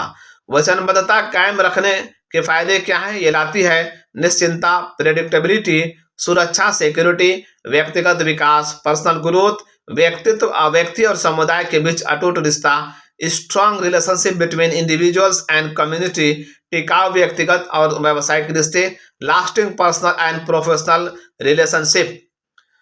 चोर उचक्कों और गुंडे मवालियों को भी अपनी ईमानदारी के साथ वचन निभाने वालों की तलाश रहती है। वचनबद्धता उलझन भरे विशाल जंगल में एक व्यवस्थित भूखंड की तरह है। ये असुरक्षित संसार में सुरक्षा कवच की तरह है। वचन पूरा करने के लिए की गई मेहनत वाजिब भी है और मूल्यवान भी। वचनबद्धता का मतलब है दूसरों की जरूरतों के लिए अपनी इच्छाओं का त्याग करना। याद रखें और गांठ बांध ले कि जरूरतें इच्छाओं से ज्यादा गहरी या मजबूत होती हैं। वचनबद्धता रिश्तों को जोड़ने वाली गोंद की तरह है। वचन निभाने का मतलब है अपने सुखों को त्याग कर दुख को इच्छापूर्वक स्वीकार करना। मिसाल के तौर पर, पहला, दोस्ती में वचन निभाने का मतलब है विश्वसनीयता कायम रखना। दूसरा, ग्राहकों के प्रति वचन निभाने का मतलब है अच्छी सेवा देना। तीसरा, वैवाहिक जीवन के प्रति वचनबद्धता का मतलब है वफादार होना। चौथा, शिष्टता के प्रति वचनबद्धता का मतलब है अशिष्टता से दूर रहना। पांचवा, देशभक्ति के प्रति वचनबद्धता का मतलब है त्याग करना। छठा, नौकरी के प्रति वचनबद्धता का मतलब है निष्ठावान होना। सातवां, समुदाय के प्रति वचनबद्धता का मतलब है जिम्मेदार होना। वचनबद्धता परिपक्वता की पहचान है। वचनबद्धता का मतलब है दूसरा रास्ता मिलने या कठिनाइयां सामने आने पर फर्ज से मुंह न मोड़ना। सिर्फ मजबूत इरादों के लोग ही एक मजबूत समाज का निर्माण करते हैं। रिश्ते वचनबद्धता पर आधारित होते हैं, सिर्फ निकटता और घनिष्ठता पर नहीं। कोई व्यक्ति करीबी और घनिष्ठ हो सकता है, लेकिन जरूरी नहीं कि वह वचन भी निभाए। पिछले कुछ दशकों में समाज के जीवन मूल्य तेजी से के साथ बदले हैं। अब तो बिना वचनबद्धता के संबंध बनाना भी अच्छा समझा जाने लगा है। बहुत से लोग वचनबद्धता का मतलब बंधन मान लेते हैं। ये लोग वचनबद्ध नहीं होना चाहते क्योंकि वे खुद को इसके लिए पूरी तरह तैयार नहीं मानते हैं। फिर भी सालों तक वे दूसरों की हर चीज इस्तेमाल करते हैं। बहाना ये होता है वचनबद्ध होने से पहले हम एक दूसरे को परख रहे हैं। वे सालों साल परखते रहते हैं। वे ऐसी क्या चीज परख रहे हैं जिसे उन्होंने पिछले कुछ दिनों या कुछ महीनों अथवा कुछ सालों में नहीं परखा है। मेरे विचार से ऐसे लोग स्वार्थी जोक, सेल्फिश पैरासाइट की तरह हैं। ये लोग चीजें जब तक ठीक चल रही हो तब तक अधिक से अधिक फायदा उठा लेना चाहते हैं। ये केवल लेना जानते हैं और समाज के लिए एक बोझ है। रिश्ते प्यार और भावनाओं के आवेग में से नहीं चलते, बल्कि वचनबद्धता और दूसरे के मनोभावों को समझने से चलते हैं। वचनबद्धता का मतलब है कि दूसरों की जरूरतों को ज्यादा महत्व देना। कई बार नेक इरादे वाले अच्छे लोगों के सामने एक दूसरे से टकराने वाली वचनबद्धताएं आ खड़ी होती हैं। उदाहरण के तौर पर, पहला, एक सिपाही आखिरी सांसें ले रही अपनी पत्नी की देखभाल के प्रति वचनबद्ध है। तभी अचानक उसे इमरजेंसी से निपटने के लिए बुलाया जाता है। शहर के सभी 10 लोगों का जीवन खतरे में, उसे क्या करना चाहिए? दूसरा, एक सर्जन की बेटी को स्नातक की उपाधि मिलने वाली है। उसने अपनी बेटी से जीवन में एक बार आने वाले इस अवसर पर मनाए जाने वाले समारोह में मौजूद रहने का वादा किया है। समारोह से 20 मिनट पहले उसे एक इमरजेंसी सूचना मिलती है कि एक्सीडेंट की वजह से घायल हुए एक आदमी का जीवन बचाने के लिए उसे ऑपरेशन करना है और कोई सर्जन इस समय शहर में मौजूद नहीं है। उसके पास क्या रास्ता है? किसी एक का चुनाव करने का मतलब ये नहीं है हमारे दूसरे के प्रति वचनबद्धता नहीं है। इन दोनों जिम्मेदारियों में से एक को चुनते समय प्राथमिकता, जिम्मेदारी और कर्तव्य का ध्यान रखना चाहिए। प्राथमिकताओं को नैतिक मूल्यों के आधार पर तय करने से हमें बिना किसी अपराध बोध से एक के बजाय दूसरी वचनबद्धता को चुनने में मदद मिलती है। काफी हद तक मुमकिन है कि एक सर्जन अपनी बेटी के स्नातक उपाधि समारोह में ही रुकना चाहता हो, लेकिन इससे कोई फर्क नहीं पड़ता कि उसकी प्राथमिकताएं क्या हैं या फिर वो क्या चाहता है। वचनबद्धता में 11 बातें शामिल है जिनके बारे में हम पहले बता चुके हैं, भले हम उन्हें पसंद करें या ना करें। वचनबद्धता को निभाना चरित्र की दृढ़ता को दिखाता है। इसमें अपनी इच्छाओं के बदले दूसरे की जरूरतों को प्रमुखता दी जाती है, लेकिन इसकी सनक और उटपटांग इच्छाओं को नहीं। जरूरतें आवश्यक हैं जबकि इच्छाएं अनंत हैं। कसमकस के समय जरूरतों का फैसला उनकी प्रमुखता, जिम्मेदारी और कर्तव्य की बुनियाद पर किया जाना चाहिए। विवाह जैसे रिश्तों में दो लोग एक दूसरे के प्रति वचनबद्ध होते हैं। मान लीजिए अगर शादी में 1 साल बाद ही पति और पत्नी में से किसी एक को कैंसर हो जाए तो क्या दूसरों को ऐसा महसूस करना चाहिए कि उसके साथ छल हुआ, उसका कुछ छीन लिया गया? क्या उसे नाराजगी महसूस करनी चाहिए? ऐसे में दूसरे को अपनी जिंदगी बर्बाद करने का दोष ही मानना चाहिए। यह वचनबद्धता नहीं है, यह सिर्फ स्वार्थ है। वचनबद्धता पूरा ना होने पर उस धोखे को कबूल करना वचन का सबसे ज्यादा दुखदायी पहलू है। वचन अगर किसी गलती या भूल के कारण पूरा ना हुआ हो तो उसे आगे कायम रखा जा सकता है। गलती से की गई भूल को उदारता दिखाते हुए माफ किया जा सकता है, पर यदि इसे जानबूझकर पूरा नहीं किया गया है तो इस पर गौर किया जाना चाहिए। इसका जवाब यही है, अगर तुम मुझे एक बार धोखा देते हो तो तुम पर लानत है, अगर तुम मुझे दूसरी बार धोखा देते हो तो मुझ पर लानत है। उदारता ना दिखाई जाए तो वचन शायद ही पूरे हो पाते हैं। मिसाल के तौर पर एक बच्चा झूठ बोलकर, धोखा देकर अपने माँ बाप का विश्वास खो सकता है, लेकिन माँ बाप बच्चे के प्रति अपने वचनबद्धता को निभाना चाहते हैं तो उन्हें बच्चों को माफ कर देना चाहिए। उन्हें बच्चों को सही दिशा देनी चाहिए और उसे झूठ बोलने के नतीजों को बताना चाहिए। अगर कोई केवल इस वजह से धोखा देता है कि उसे माफी मिल जाने का यकीन होता है तो यह नीचता भरा व्यवहार है। क्या क्षमाशीलता को किसी बिना लिमिट वाले अकाउंट, लिमिटलेस अकाउंट का कोरा चेक, ब्लैंक चेक मानना चाहिए? शायद नहीं। हमारी सबसे बड़ी वचनबद्धता क्या है? What is our greatest commitment? अगर हम अनजाने में एक गलत या अनैतिक वचन दे बैठे जो हमारे मूल्यों और आत्मा की आवाज के खिलाफ हो तो ऐसे हाल में हमें क्या करना चाहिए? ऐसे हाल में हमारी सबसे बड़ी वचनबद्धता इस बात पर दोबारा गौर करने की होगी कि हम उस वचन को निभाएं या नहीं, निभाएं या तोड़ें। मूल्यों के प्रति वचनबद्धता, कमिटमेंट टू वैल्यूज। वफादारी खरीदी नहीं जा सकती, इसे कमाया जाता है। और हम किसके प्रति वफादार होते हैं, व्यक्तियों के प्रति या संगठनों के प्रति? तो जवाब है इनमें से किसी के प्रति नहीं। हमारी वफादारी मूल्यों और सिद्धांतों के प्रति होती है। जहां मूल्यों का टकराव हो वहां लोग ना तो एक साथ एक ही घर में रह सकते हैं, ना ही एक संगठन में साथ काम कर सकते हैं। जब कोई इंसान किसी व्यक्ति या संगठन में वफादारी या वचन निभाने का वादा करता है तो वह वास्तव में क्या कहता है? वो कहता है मैं तुम्हारे साथ हूं क्योंकि जिस चीज में तुम यकीन रखते हो उसी में मैं भी रखता हूं। अगर मेरी वचनबद्धता किसी ऐसे नेता, जीवन साथी, मालिक या कर्मचारी के प्रति है जो नशीली दवाओं का व्यापारी या दुश्मन देश का जासूस बन जाता है तो मुझे क्या करना चाहिए? क्या उसका साथ देना इसलिए जारी रखूं क्योंकि मैंने पहले वचन दिया हुआ है? बिल्कुल नहीं। मैंने अनैतिक और गैर कानूनी व्यवहार को समर्थन देने का वचन नहीं दिया है। वचन ना निभाने का नतीजा होता है परिवार का टूटना, अधूरी जिंदगी, लावारिस बच्चे, व्यापार में नुकसान, कमजोर रिश्ते, अकेलापन, भारी तनाव, मायूसी, शर्मिंदगी। वचन दे और ऊपर कायम रहे। नैतिकता, एथिक्स।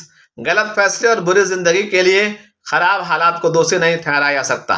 नैतिक मूल्य और सिद्धांत सिर्फ अच्छे दिनों के लिए नहीं बने हैं बल्कि वे बुरे दिनों में भी बचाते हैं। वे किसी देश के कानून की तरह हैं जिनकी जरूरत जब नागरिक अच्छे हो तब तो पड़ती ही है, मगर उससे भी ज्यादा उनकी जरूरत बुरे लोगों के बचाव करने के लिए पड़ती है।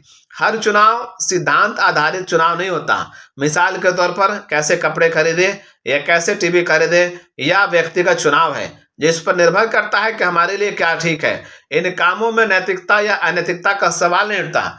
व्यक्तिगत चुनाव मन की पसंद, सब्जेक्टिव पर आधारित होता है, ना कि ठोस यथार्थ, ऑब्जेक्टिव पर। हालांकि ऐसे मामलों में नैतिकता का मामला नहीं जुड़ा होता, फिर भी जिम्मेदारी की भावना बनी रहनी चाहिए।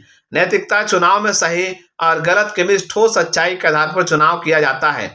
यही वजह है कि जब हम एक अनैतिक कदम उठाते हैं तो हमारी आत्मा हमें धिक्कारती है, जबकि एक गलत व्यक्ति का चुनाव करने पर ऐसा नहीं होता, क्योंकि नैतिक चुनाव में सही चीज का बिल्कुल स्पष्ट चुनाव किया जाता है। जैसे कि गणित के इस इम्तिहान में कोई भी बैठ सकता है, उनके जवाब भी अलग अलग हो सकते हैं, मगर जवाब का सही होना उनके चुनाव पर निर्भर नहीं करता, बल्कि वो तो उत्तर के वास्तविक रूप से सही होने पर निर्भर होता है। किसी आदमी के शालीन होने का यह मतलब नहीं होता कि वो अच्छा और नैतिक व्यक्ति है। किसी आदमी में सामाजिक शालीनता होने के बावजूद वह झूठा और मक्कार हो सकता है। वो इंसान शालीन होते हुए भी अनैतिक माना जाएगा। शालीनता उसे सामाजिक स्वीकृति दिला देती है, पर सिर्फ शालीनता का मतलब अच्छा ही नहीं होता। दुख की बात है कि आजकल हमारे ज्यादातर फैसले इन बातों पर आधारित होते हैं। पहला, सुविधा, आराम और सुख की हमारी इच्छा। दूसरा, हमारी भावनाएं। कोई काम करने का पैमाना जिम्मेदारी की भावना नहीं, बल्कि यह होता है कि हमें क्या करना अच्छा लगता है। तीसरा, सामाजिक चलन और प्रचार, और लोग ये काम कर रहे हैं इसलिए मुझे भी करना चाहिए। यह एक अहम धारणा है कि नैतिकता और नैतिकता पर आधारित चुनाव उलझा देते हैं। मगर अहम सवाल यह है, किसको उलझा देते हैं? सिर्फ उन्हीं को जिनके जीवन मूल्य साफ नहीं है। हालत के मुताबिक बदलती नैतिकता, सिचुएशनल एथिक्स। जो लोग महसूस करते हैं कि नैतिक मूल्य हर हाल में एक से नहीं हो सकते, बल्कि हालात के अनुसार बदलते रहते हैं, वे लोग तरह तरह की सफाई पेश करके अपने बदलते सिद्धांतों को सही ठहराते हैं और अलग अलग हालात और अलग अलग व्यक्तियों के साथ अपने सिद्धांतों को बदलते रहते हैं। इसी को कहते हैं हालात के सांचे में ढले नैतिकता। यह आस्था पर नहीं बल्कि सुविधा पर टिके नैतिकता है। पैमाने, बेंचमार्क्स। किसी भी नैतिक दिशा सूचक कंपास के सहारे तभी आगे बढ़ा जा सकता है जब उसमें अंदरूनी संगीत और स्थिरता हो, तथा किसी भी प्रकृति या रीति के प्रचलित होने की स्थिति में वे एक ही दिशा में संकेत करें। इसे कहा है टेंड कैंपिल। हम स्टैंडर्ड्स क्यों बनाते हैं? ये एक पैमाना होता है। यूरोप और एशिया में 1 मीटर एक जैसा ही होता है। 1 किलो आटा कहीं भी जाइए 1 किलो ही होता है।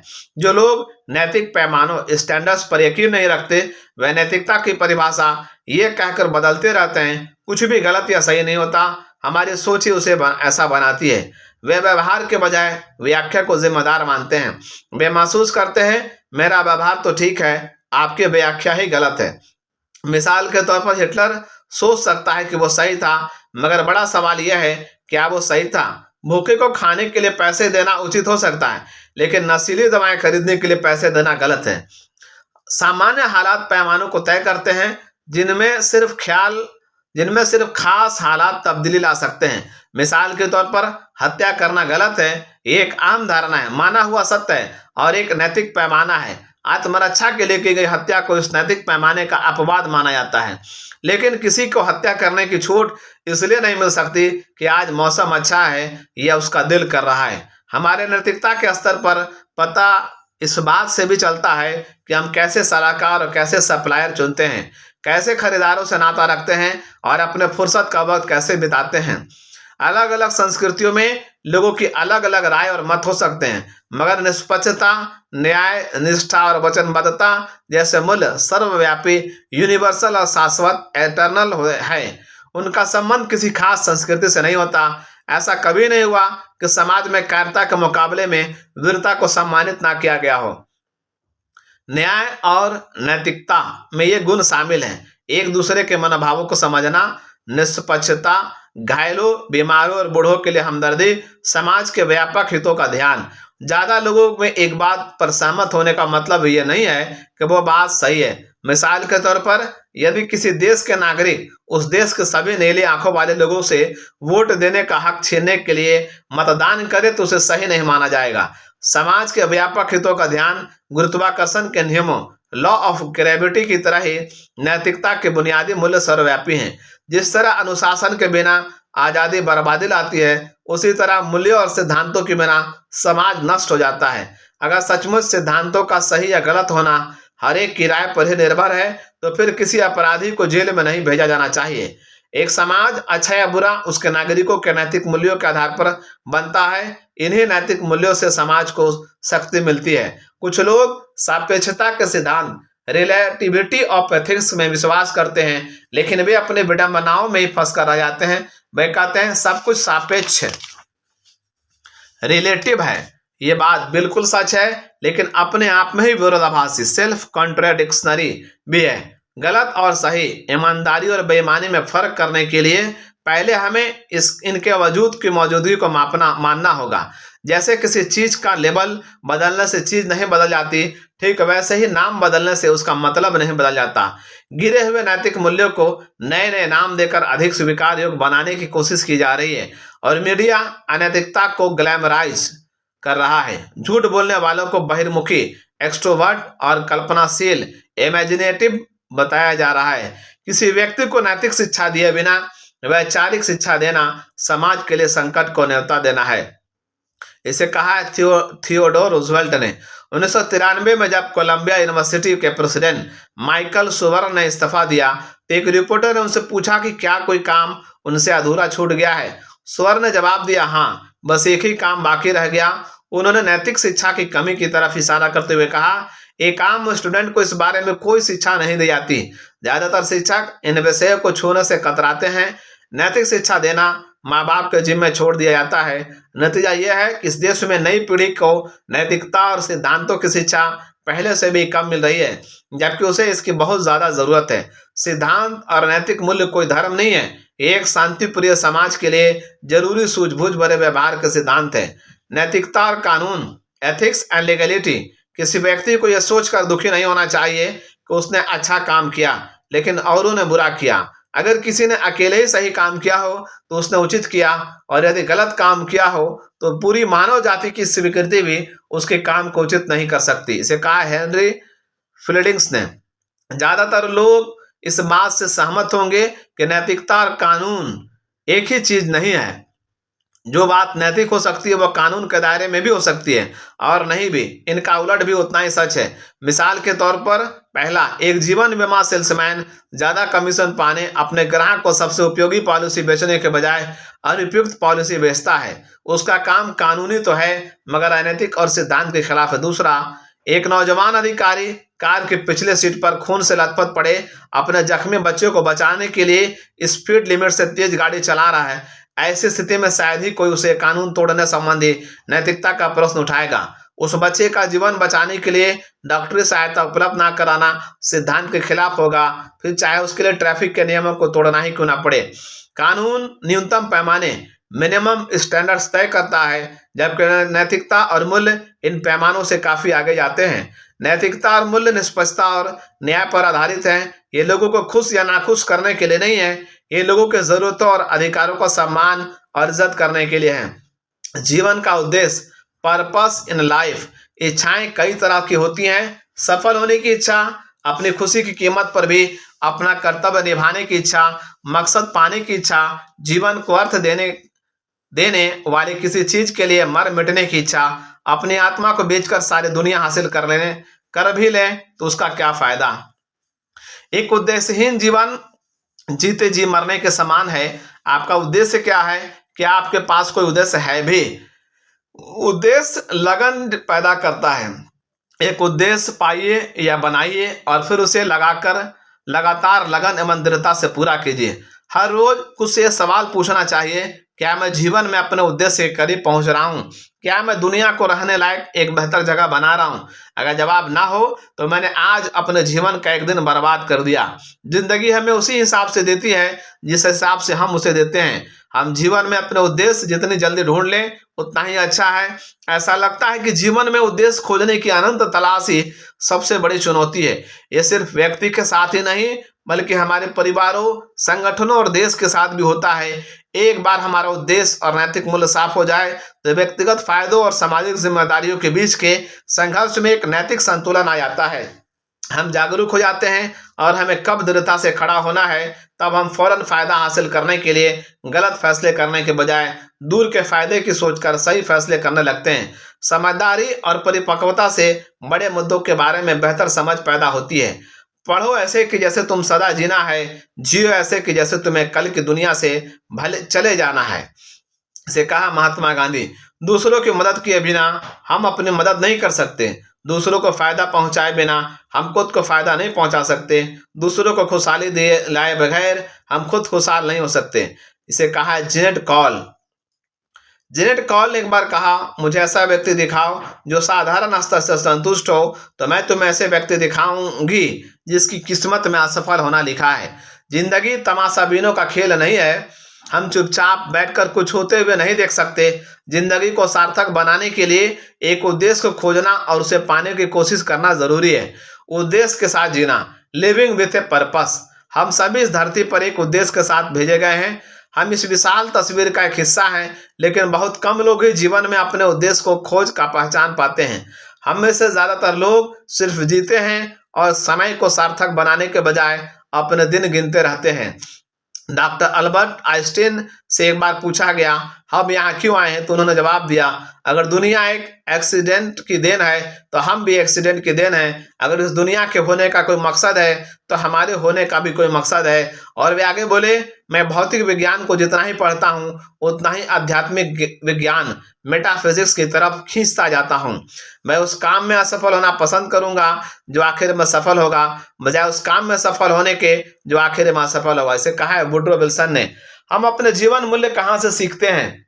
मैंने हाल ही में एक ऐसे शिक्षक के बारे में पढ़ा जो टीनेक, न्यू जर्सी, अमेरिका में हाई स्कूल के छात्रों को जीवन मूल्यों के बारे में पढ़ा रहे हैं। क्लास की एक लड़की को $1000 से भरा पर्स पड़ा मिला और लड़की ने उसके मालिक को दे दिया। शिक्षक ने छात्रों की राय जाननी चाहिए।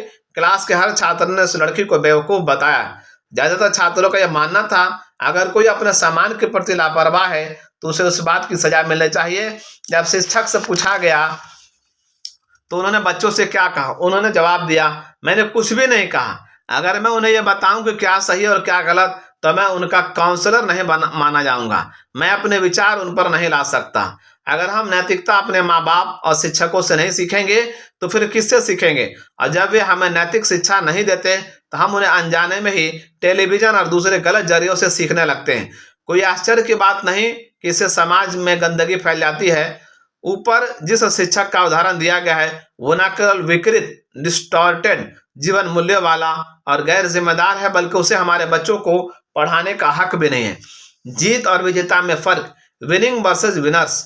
जीत और विजेता में क्या फर्क है? जीतना एक घटना है, विजेता होना एक भावना है। विजेता जीत को अपने सिद्धांतों के तराजू पर तौलता है। 3 प्रेरक विजेता, 3 इंस्पायरेशनल विनर्स। पहला, ओलंपिक में भाग लेना जीवन की एक बहुत बड़ी घटना मानी जाती है।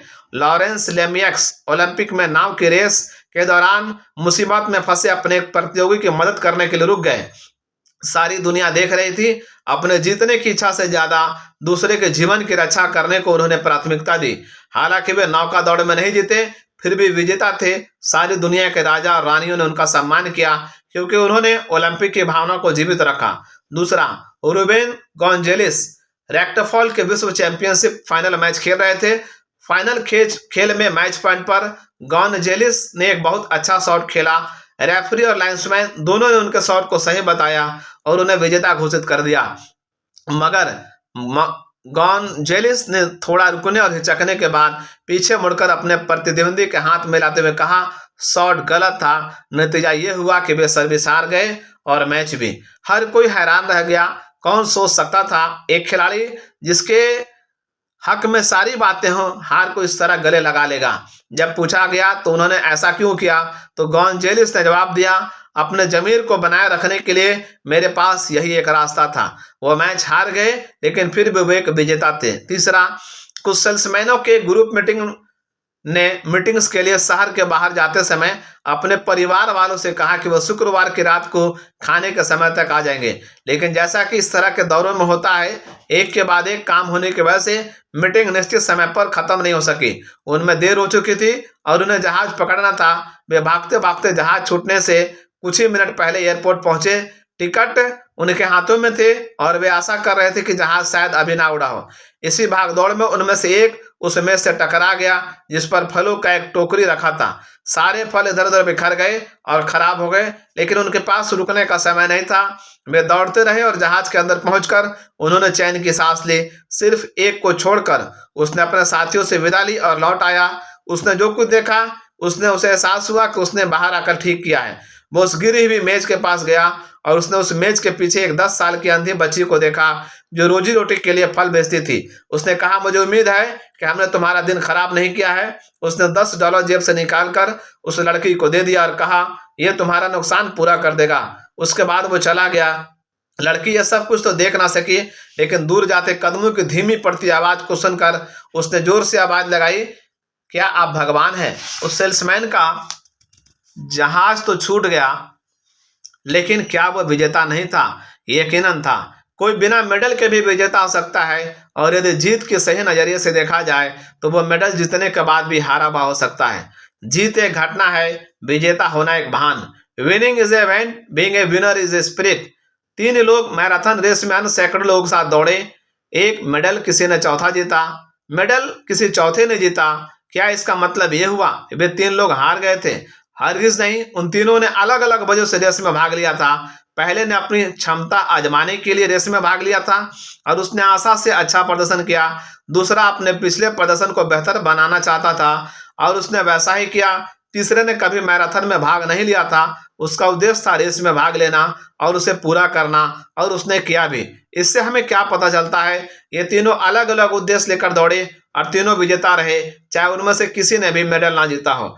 जैसा कि मार्क ट्वेन ने कहा है, किसी सम्मान के योग होते हुए भी उसे ना पाना अयोग्य होकर उसे पाने से बेहतर है। सही सम्मान सम्मानित होने की योग्यता में है, ना कि सम्मान पाने में। अगर जीतना ही एकमात्र उद्देश्य हो तो इंसान अपने मन की उस अंदरूनी खुशी से महरूम हो जाता है जो किसी अच्छे काम को करने की वजह से पैदा होती है।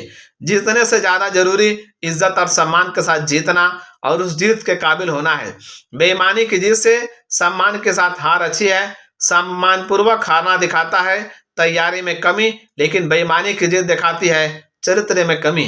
जब किसी इंसान को यह पता हो कि कोई नहीं जान पाएगा कि उसने क्या किया और क्या नहीं किया, तब वो क्या करता है, इसी बात से उसके चरित्र की असली पहचान होती है। कोई भी जीत इस योग्य नहीं कि उसके लिए जमीर से समझौता करके झटपट कामयाबी दिलाने वाले गलत रास्तों को अपनाया जाए। ट्रॉफी तो आप भले जीत लें, लेकिन ये जानते हुए कि यह सच्चाई से नहीं जीती गई है, उससे आपके मन को खुशी कभी नहीं मिलेगी। एक ट्रॉफी जीतने से ज्यादा अहम बात है एक अच्छा इंसान होना। विजेता हर दिन ये सोचकर जीते और काम करते हैं कि वो उनके जीवन का आखिरी दिन है, क्योंकि इनमें से कोई एक दिन हमारे आखिरी दिन होगा और हम नहीं जानते कि वो दिन कौन सा होगा। जब ये इस दुनिया से जाते हैं तो एक विजेता की तरह जाते हैं। कई बार जीत से ज्यादा हार में विजय होती है। विजेता उदार होते हैं, विनर्स आर ग्रेसियस। याद रखिए, विजेता उदार होते हैं। वे कभी अपने बारे में डींगे नहीं हाँकते। वे अपने साथी और विपक्षी खिलाड़ियों दोनों को पूरा सम्मान देते हैं और उनकी प्रशंसा करते हैं। सफल होना तो बहुत से लोग जानते हैं, पर सफलता को संभालना कम ही लोग जानते हैं। सफलता का ब्लूप्रिंट फॉर सक्सेस। हम दुनिया भर में कई संगठनों और आम लोगों के लिए एक 3 दिन के सेमिनार आयोजित करते हैं जिसका नाम है ब्लूप्रिंट फॉर सक्सेस। दुनिया के बहुत से संगठनों के लिए यह सेमिनार खासतौर पर उनमें काम करने वालों के लिए आयोजित की जाती है और आम लोगों के लिए खुले तौर पर आयोजित की जाती है। ये सिद्धांत पर आधारित होती है, जीतने वाले अलग काम नहीं करते, वे हर काम अलग ढंग से करते हैं। Winners do not do different thing, they do thing differently. यह सिद्धांत इस सोच के जवाब में आया जीत ही सब कुछ है। इस बात वाली फिलॉसफी को मानने वाले की निष्ठा पर मुझे शक होता है।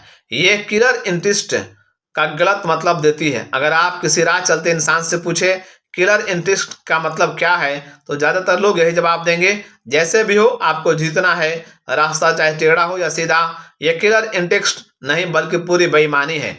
एक अच्छे खिलाड़ी के लिए किलर इंटरेस्ट का मतलब है, पहला, आप 100% नहीं बल्कि 200% मेहनत और कोशिश करें। दूसरा, जीत के लिए विपक्षी को गलती का फायदा उठाएं। विपक्षी की गलती का फायदा ना उठाना मूर्खता है, लेकिन जीत के लिए खेल के नियमों को तोड़ना उल्लंघन करना किलर इंस्टिंक्ट नहीं, सरासर बेईमानी है। गलत ढंग से हासिल की गई जीत थोड़े समय की सफलता तो दे सकती है, मगर मन को संतुष्टि नहीं। सच्चाई यह है, जिंदगी प्रतियोगिता है और हम सभी को इसमें भाग लेना है। वास्तव में प्रतियोगिता भाग लेने वालों को और बेहतर बनाती है, इसमें कोई शक नहीं कि उद्देश्य तो जीतना होता है, मगर यह जीत ईमानदारी, उदारता, स्पष्टता और खेल के नियमों के अनुसार हासिल की जानी चाहिए। विजेता कदमों के निशान छोड़ जाते हैं, विनर लीव ए लेगेसी। महान लोग अपनी पहचान पीछे छोड़ जाते हैं।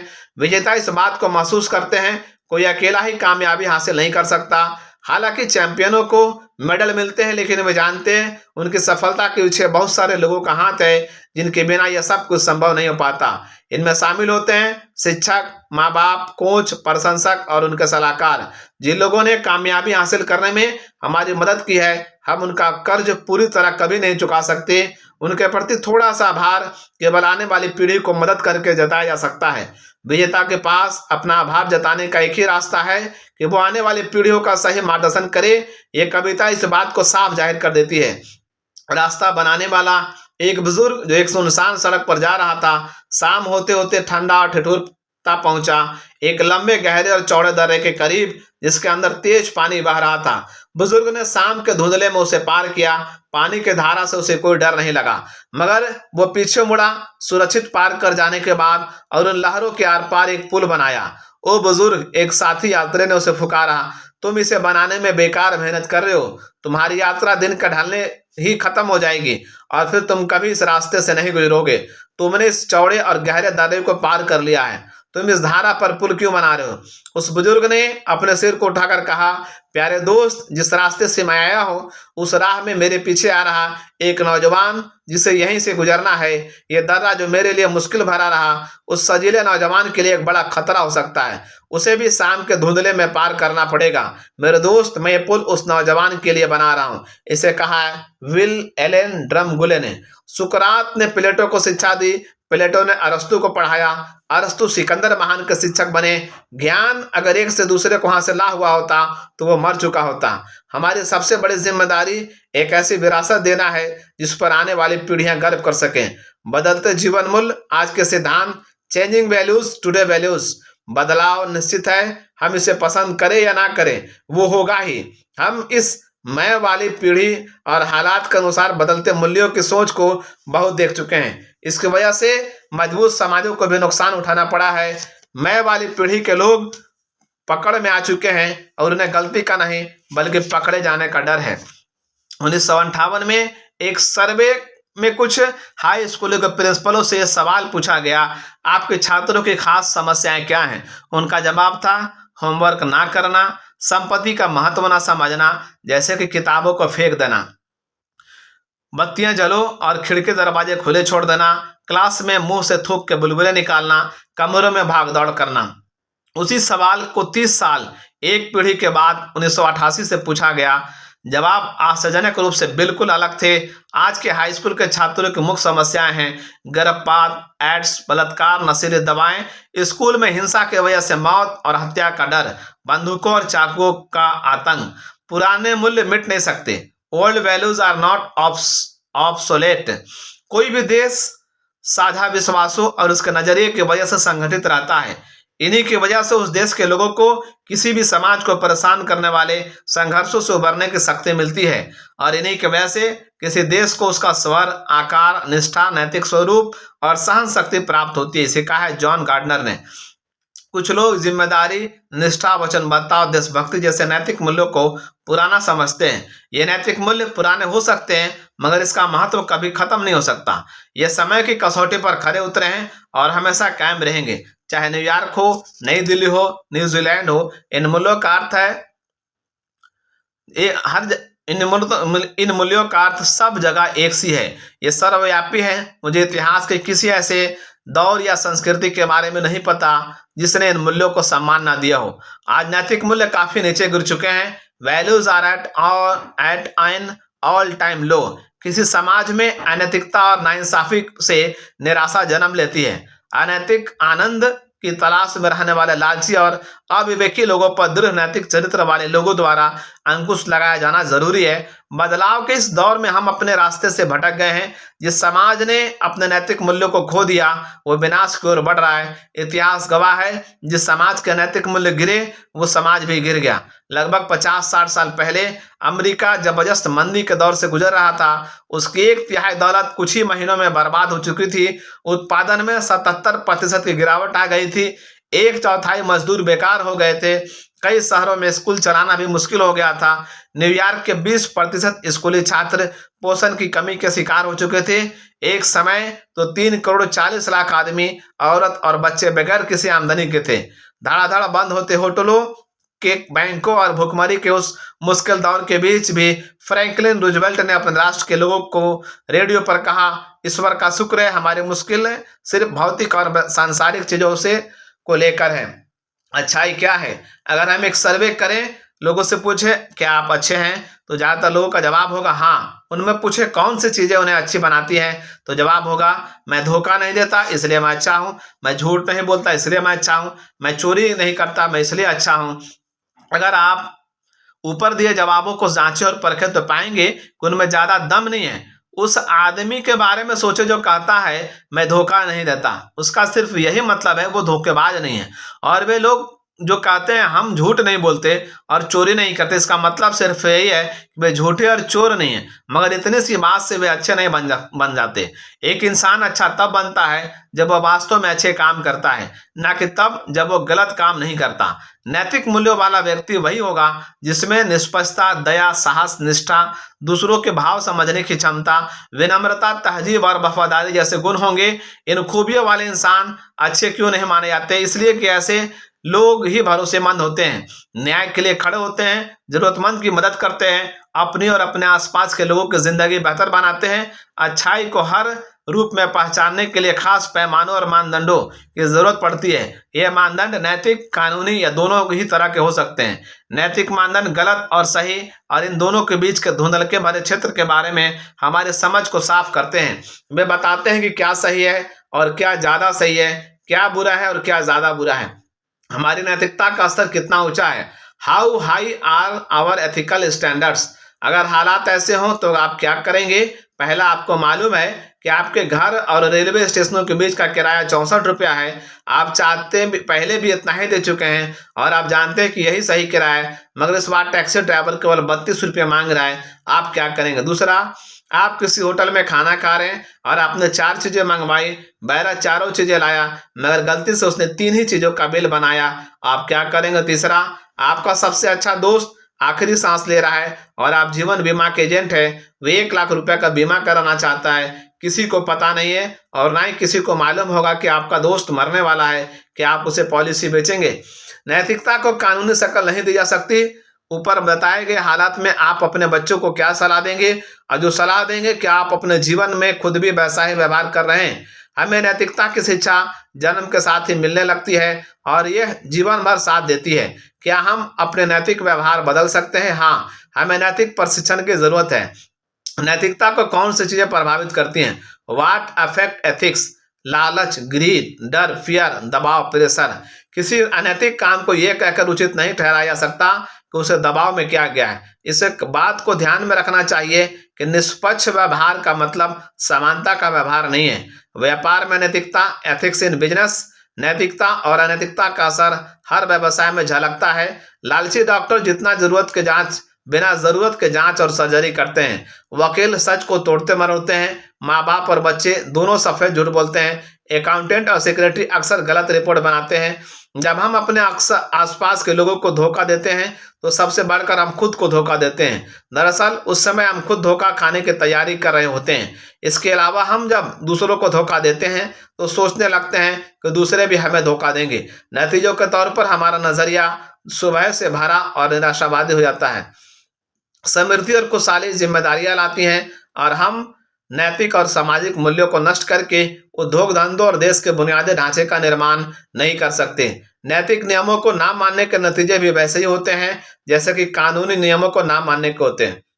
कुछ लोग कभी भी नैतिकता का पालन करने वाले नहीं बनेंगे। वे सोचते हैं कि उन्होंने आसान रास्ता चुना है, मगर सच तो ये है कि वो रास्ता कठिन है। ग्राहकों को उचित सेवा ना देकर क्या आप खुद का सामना कर पाएंगे? क्या अपने बच्चों के सामने इस बात का डींग हाँक कर आपको गर्व होगा? क्या आप अच्छा महसूस कर पाएंगे? अगर आप ऐसा नहीं कर सकते तो आपका व्यवहार अनैतिक है। स्वाभिमान और हास्यप्रियता, सेंस ऑफ ह्यूमर आपको सही रास्ते पर बनाए रख सकते हैं। निष्कर्ष, कंक्लूजन, लोग श्रेष्ठता का स्तर क्यों नहीं हासिल कर पाते? इसका सबसे बड़ा कारण दूरदर्शी की कमी है। हमें अपने नज़र मुमकिन कामों से भी आगे ले जानी चाहिए। आज हम जो कुछ भी देखते हैं वास्तविकता बनने से पहले वह एक सपना ही था। जिंदगी को उत्साह, सही दिशा और सही उद्देश्य के साथ जिए। क्या आपका कोई सपना है? अगर है तो क्या है? क्या आपकी जिंदगी का हर दिन आपको अपने उद्देश्य के नजदीक ले जा रहा है? नाकामयाब लोगों की बातों पर ध्यान मत दीजिए। वे आपको सफलता पाने के बारे में गलत सलाह देंगे। सलाह लेनी ही हो तो कामयाब लोगों से लीजिए। जहां दूरंदेशी 1 साल के लिए हो तो फूल लगाइए, जहां दूरंदेशी 10 साल के लिए हो तो पेड़ लगाइए, जहां दूरंदेशी अनंत काल के लिए हो तो लोगों का विकास कीजिए। एक प्राचीन कहावत है, याद रखिए, जीतने वाला कोई अलग काम नहीं करता, वे हर काम को अलग ढंग से करते हैं। इसे कहा है शिवखेड़ा साहब ने। कार्ययोजना, एक्शन प्लान, जिंदगी का केवल यह मकसद हो सकता है कि हम जो बनने लायक हैं वो बन जाए। इसे कहा है बेनेडिक्ट स्पिनोजा ने। 15 मिनट तक शांति से सोचें कि आप में किन 3 चीजों के लिए याद किया जाने की गहरी इच्छा है। आप जिन चीजों के लिए याद किया जाना चाहेंगे उन्हें हासिल करने की राह पर आगे बढ़ने वाले 3 गतिविधियों या व्यवहारों की लिस्ट बनाएं। यहाँ पर चैप्टर नंबर 11 और आखिरी चैप्टर समाप्त हुआ और ये बुक पूरी तरह कंप्लीट हुआ। आपको कैसा लगा? अच्छा लगा तो लाइक, शेयर, सब्सक्राइब जरूर कीजिए। Thank you.